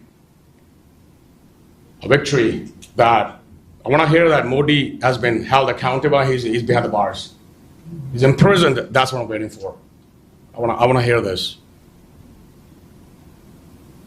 I want to be able to walk on the streets without having to fear someone's calling me a Khalistani terrorist. I want to be able to walk on the streets with proud article of faith saying that I belong to a certain political party and they will not shut me down just because we as human rights activists stand on international stages, platforms, and fight for the public. That's happening. We are official right here. He has gone through this. So, with having this said, the genocide, it comes with a specific definition. Without definition, there's no meaning and you will not understand who you're fighting against. So genocide, it literally comes with a target. Something has to be targeted. UN knows this. And then it has to be intention. We have legal counsels here. Mens rea, yes, legal. It has to be intention. And then there's a commitment. Correct? And then what happens after this? This happens within the boundaries of the nation of the oppression, but when you transition into the international soil or seek refuge, they have another tool called transnational repression. This tool is so vital that it's more vital than a tank, artillery. This tool will assassinate your character, just like mischaracterizing a Khalistani with Khalistani terrorists. So people like us would be so shameful. Oh, you know what? I'm not going to take part in a referendum. I'm not going to take part in stages like this, where I'll be held accountable. And if I were to be interviewed for a professional job, I'd be like, oh man, you're a terrorist. You see, that is a transnational repression. And then harms your financial ability, social boycott. So I want to leave it to here and then open this discussion, because this transnational repression is very important to understand. And I would like to ask our honorable panelists to let the public know, and also through a channel who's watching you, make them understand how to prevent themselves and how to counter. And lastly, I'll end with this. Guru Sahib said, "Ho kattar milo mere bhai, duvda dur karo levlai." This very verse, ladies and gentlemen, it is the solution to our problems, because Guru said we all of us need to come together collectively, regardless of who you are, fighting against one thing, which is human rights violation. Thank you. Waheguru Ji Ka Khalsa, Waheguru Ji Ki Fateh.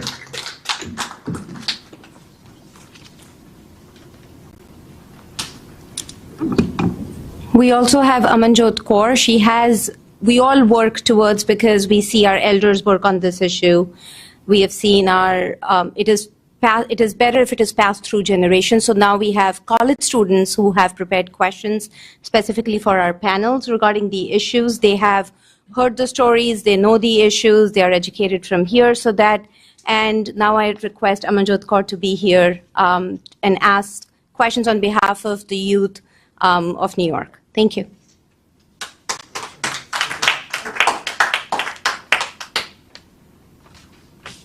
Thank you, Jaspreet. My name is Amanjot Kaur. I'm a student at CUNY Hunter College, majoring in political science, human rights, and legal studies. I'm a young human rights activist, and I'm glad to be here to help moderate this panel. I'll start off with an open question. What do Sikhism's values and teachings tell us about human rights, standing up to injustice and inequality?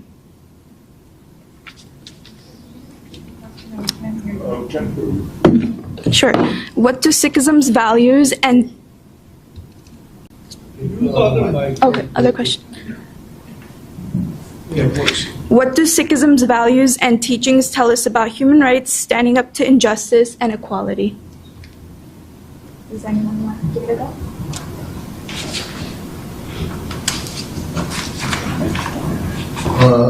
I will not go in detail, as most of the people in this room are Sikhs. We know that when Guru Nanak Sahib challenged the tyrant Babur, and there are 5 hymns of Guru Nanak Sahib in Raag Tirang, in Guru Granth Sahib, where it was not only the atrocities or burning or looting, particularly about the women.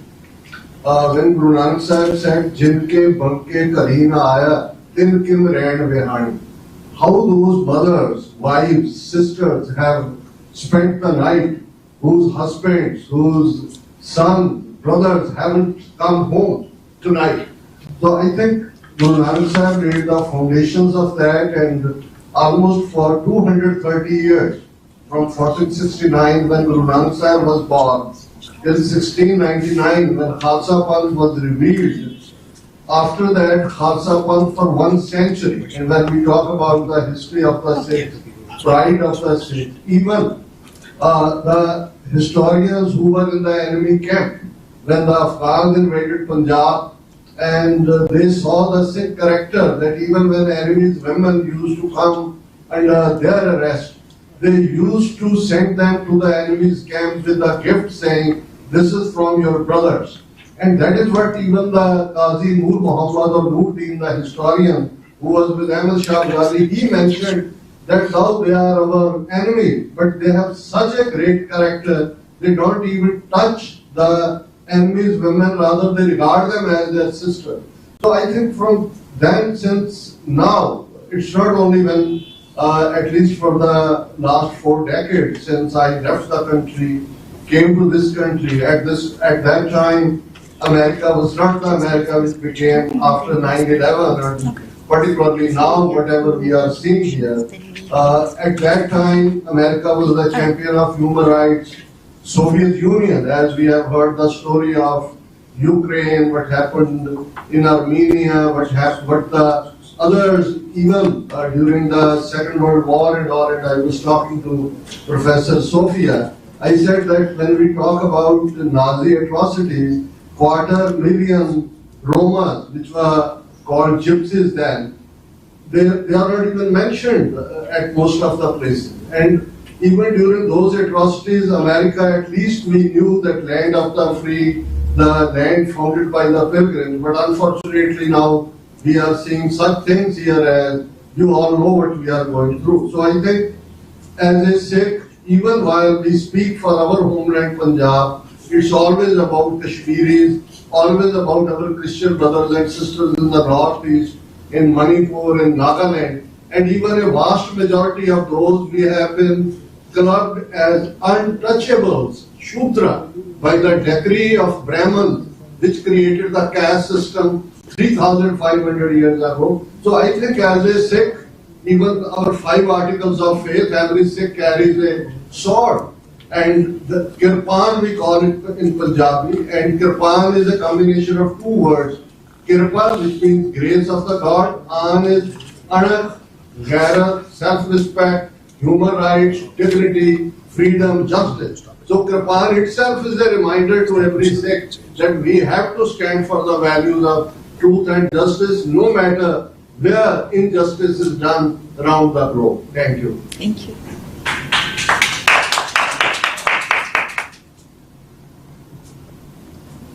I'll pass it off to my colleague. Yes.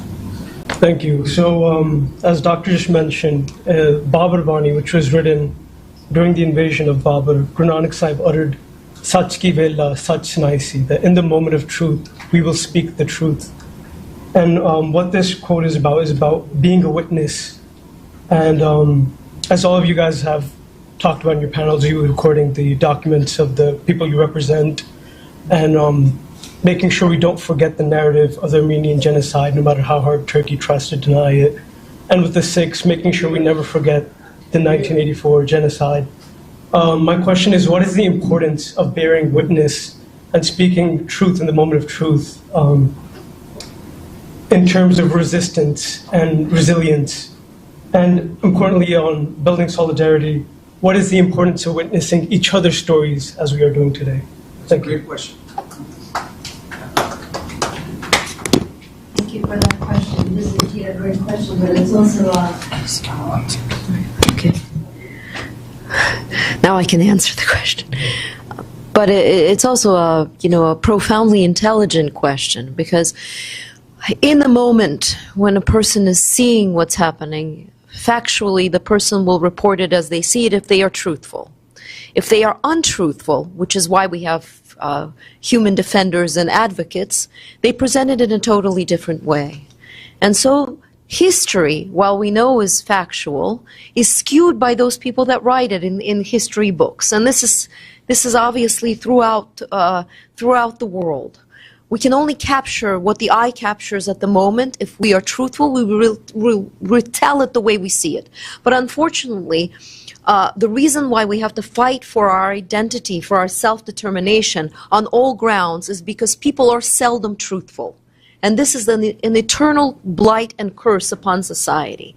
If we were truthful to our own selves, then history would be reported with that kernel of truth, and we wouldn't have to sit here today documenting genocide, because we wouldn't even have to define it. We understand that if I slap you in the face And if I then murder your entire family, and then I say that because you are lesser than I am, and you have less significance in the country because I'm either religiously superior to you or politically more affluent, that is the correct thing to do, and the history books say somehow that you attacked me, that is not truth. That is a lie.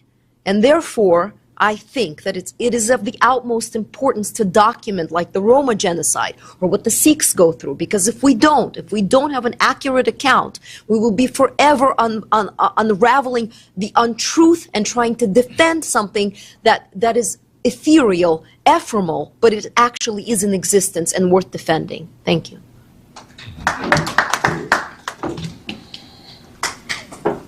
It's important to promote truth. Once you promote truth, you are in that direction of what God intended for us to be, good human beings, no matter what religion you are. Once you start telling lies or denying things that you know they're not so, I understand it's very difficult to face the truth, so you continue to lie because it's easier to lie. It's difficult to come to the truth once you start it. It becomes easier as you go along, whatever path you have chosen. I think it's important that in hearing our stories, we realize that we're not alone. It's important that we not only listen, but encourage each other, because it takes courage to try to change opinions. It takes courage to bring about knowledge in schools, different venues, be they churches, synagogues, wherever. It's important that we continue to make people aware, because where else are they going to be finding out this kind of information if we don't have the courage to express our lives? Because it's only when you express experience, that's where the youth has to understand what their next period of life is going to be. As a young person, we're warriors when we're 20s and 30s. In our 30s, we have families, and then we begin rule like kings in our kingdoms, right? But when you come 50 and plus, we say, what have I done with my life? What can I contribute to my culture, to my people? And I think it's important that we realize that we have to educate the next generations and not be afraid to do it. Sometimes it's difficult because it takes time to understand the younger generation, and it takes patience. So we have to be able to extend hands, we have to be understanding and create awareness, because that's why we were put on earth, to help each other, to bring value to life, peace, justice for all. Thank you. I want to talk about it from the perspective of complicity. You know, when we as good people, we as people who see the correctness of human rights and civil rights, and we are silent, we are complicit in what the wrongdoers are doing, and when we do that, we are allowing this wrongdoing to fester. I don't see my place in the world as being a person who allows myself to be complicit, and I certainly don't see myself also as a person who votes, who has the ability to vote, a person who has a voice and can express my opinion freely, because I live in a country that allows me to do that. Although Puerto Ricans, I am Puerto Rican by the way, have a history also of oppression and killings by state actors. But I'm not going to get into that. But I will say that if we give the power to the governments that are doing these things, we also have the power to take it back. take that power back. I think on this question, much has been said. I have a question for you, sir. As you mentioned that in the Armenian-Azerbaijan fight, Iran stood by Armenia, and what are the historical reasons? As on one hand, a good percentage of Azerbaijan's population is Persian-speaking, and Armenian being the oldest Christian state in the world. What are the connections between Iran and Armenia? And with the latest standoff now, what will be the position of the most of the Armenians vis-a-vis Iran? Excellent question. Wow. Okay. As you know, I love history. So Armenia was, as the first Christian nation, and followed by Rome, that became Christian 20 years later, Armenian being a rather small country, it had to basically sometimes go with Rome and the Roman Empire, and sometimes when the Roman Empire was weak, had to go with the Persians. As a matter of fact, we had our first persecution was in 421, where the Persians wanted us to become, like their religion, Zoroastrians, fire worshippers. And we just refused to change religions. So what happened, you had about 50,000 Armenians that decided that they're going to stand their ground, fighting about 450,000 Persians on elephants and heavy artillery. So we lost the war,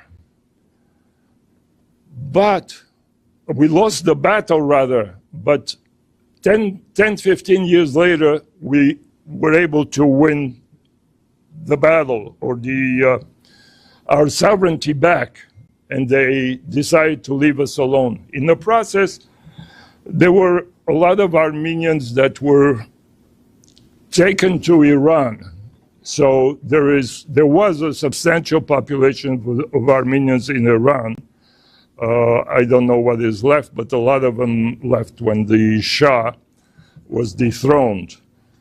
So, as I was saying earlier, Iran basically, because Iran and Azerbaijan don't see each other eye to eye, somehow Iran came out as a friend.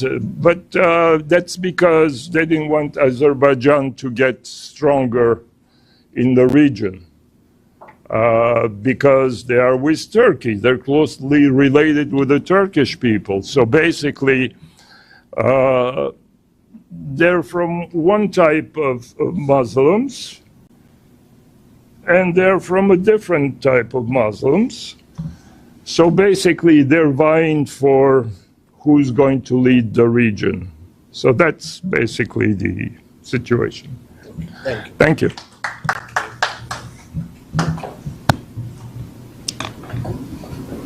We have a question from the audience to the Ukraine panelist. What is your take on the Russian claim that this invasion is a result of NATO expansion and Russia is acting in self-defense, breaking of the Minsk agreement? If you can expand on that as well. You don't want to touch the bear, in the cage, if he's in the cage. And we've seen the wandering bear around, I think, in California. He was a nice bear. He came, there was a little doggy, they had a confrontation, the doggy barked, and the bear went around the room and left peacefully. He came 3 times, I think, to one place. To disturb Vladimir Putin, we call him Vovochka. It's a little diminutive in the Russian language, is to disturb a massive general problem that exists, because again, I will recall the sandbox situation. The expansion is a problem for Russia. They don't want neighboring lands like Ukraine to become a part of NATO. I don't think that I could give another history lesson right now, but we have like 5-6 minutes left. It's an argument. It's an argument only because there is a viable fear. When there's a viable fear, you've provoked the bear, and that's it. And he has done anything and everything to go ahead and stage this aggression and war. I'm an American, first and foremost. I emigrated to this country with my parents. I immigrated. I was naturalized. I pledged allegiance to a nation, and I gave up my passport, right? I think that it would have been better to negotiate something, broker something, and if I could, I'm not going to talk about Minsk because that's a separate, but I will say that if anyone here has watched Kubrick's film, Dr. Strangelove, or How to Build an Atomic Bomb, okay?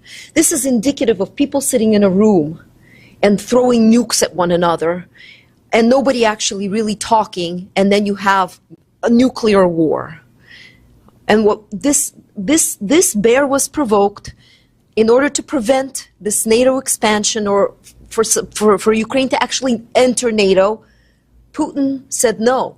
You know, I could say it in the Vafangul, you know, in the Italian. Said no, this is not going to happen. Yeah. But had this niet, right? And had there been talking points, had there been some kind of movement to actually peacefully try to detain this provocation, perhaps this would not have been a full-fledged war. Perhaps not. But I think that that something could have been done. It's not a completely viable argument in terms of NATO, but it is there. It is there, and it was a clear provocation. It is unfortunate. It should not have been. But we know, we play with our toys. Somebody has a better toy, or somebody wants a better toy, or somebody wants to enter a space we don't want them to enter.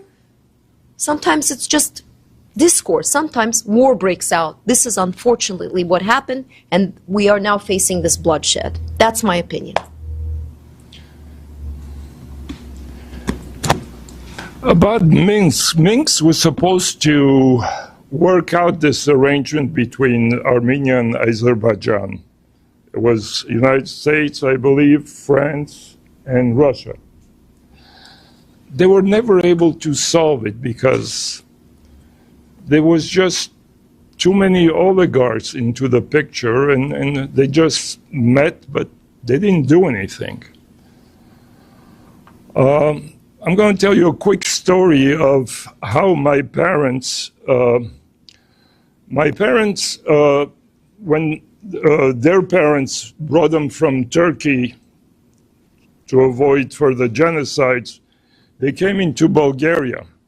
Bulgaria was a nice, peaceful country. It had everything you could ask for. Armenians were hardworking, so they did well. Then 2 years later, in '46, the communism came. So they said, what do we do now? At the same time, the Soviet Union wanted to repopulate Armenia. So they told them, you come to Armenia and everything will be fine. It was a total lie, because what happened is my father's brother and sister decided to go to Armenia. And because my mother was pregnant with me at the time, in '46, decided, let's wait and see what happens. So they go to Armenia, and 6 months later, they get a letter from his brother saying, here it's so good you won't believe. It's pretty soon we're going to visit Aunt Sophia, Aunt Sophia, and my dad realized that Aunt Sophia had passed away. So it wasn't the place to go. So he decides then he's going to go to someplace else. First place he goes to is to Persia, Persian consulate in Sofia, Bulgaria. And they asked him to fill out papers because Persia had discovered oil, Americans were there, Shah and everything, so it was the best economy in the world at the time. So the consul tells him, he says, fill out this paperwork, and if we find some relatives, then we'll take you to Persia. A few weeks later, he receives a letter that, sorry, but you cannot come to Persia because you don't have relatives here. So my dad goes to him and says, look, I have 10 pieces of gold. I give you 5 now and 5 when you take me out. At that time, there was something called the Nansen passport. The Nansen was for all the people that were stateless. Armenia being stateless, he was able to get an exit visa. But he said, for your children, you have to go to the Bulgarian police station and make special request. So my dad goes to the police station, and he says, I was faced by an enormous lady who smoked cigars and said, comrade, why do you want to leave Bulgaria, communist Bulgaria? So my dad goes, well, it's very difficult to make ends meet.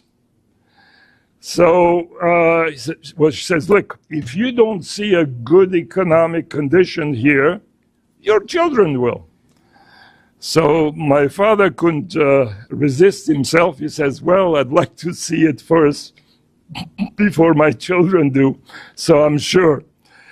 So she says, get out of here and don't ever come back. You're not getting out of this country. So my dad, his head down, he goes home, and next to us was the Armenian priest whose house was a neighbor of ours. So he's talking to him and he's telling him what happened. So the priest says, you know what? Let me have the paperwork. My wife's sister works for Todor Zhivkov, who was the head communist of the Communist Party.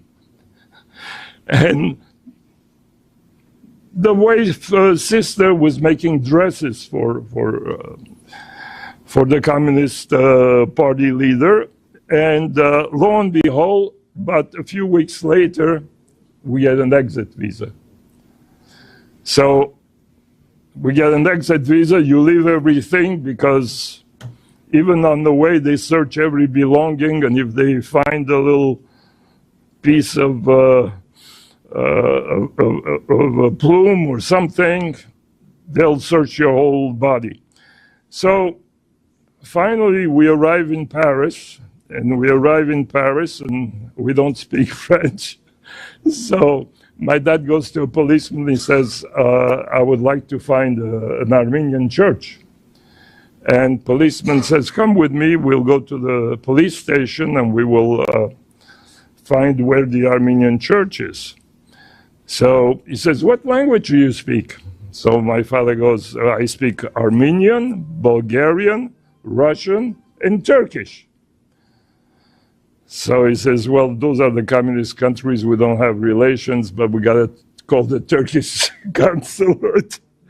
So he calls the Turkish consulate, and the Turkish consulate talks to the policeman. He says he's looking for an Armenian church. And that's how we ended up in Paris for 6 years.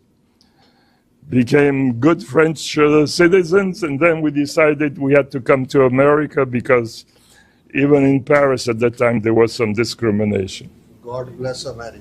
God bless America. With this, I would like to thank our panelists. I would now hand over stage to Mr. Hardyal Singh. Each one of you here knows the amount of hard work and work he has done over the years, so he would be doing some closing and concluding remarks. I would I'd like to thank all the speakers who were here today and all the panelists. Thank you so much for your time, and especially audience for staying till 5 o'clock. This is one of the conferences. We still have more questions, but we know that I said that we have a hard 5 o'clock stop. So I don't want to go over. Thank you.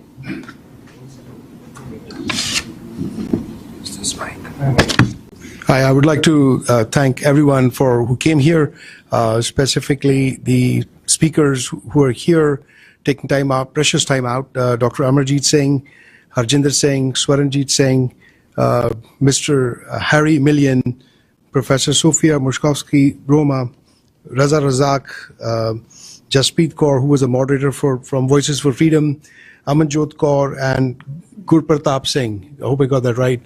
And then there were many others, who were helping us. TV84, who's here, which is one of the largest coverage that provides, which is TV84. It's an ethnic media, vernacular media for the Sikh community, and talks and voices about what's going on around the world, specifically on oppression with minority communities. It'll be nice to have some of the speakers come into TV84 studio, which is in Long Island City. Dr. Amarjeet Singh is the CEO of TV84. You can share your contacts and talk about the story. There are many more questions. I was talking to a few others, and they were telling me that the stories of each one of you, how similar it is to all of us, and we can feel the pain.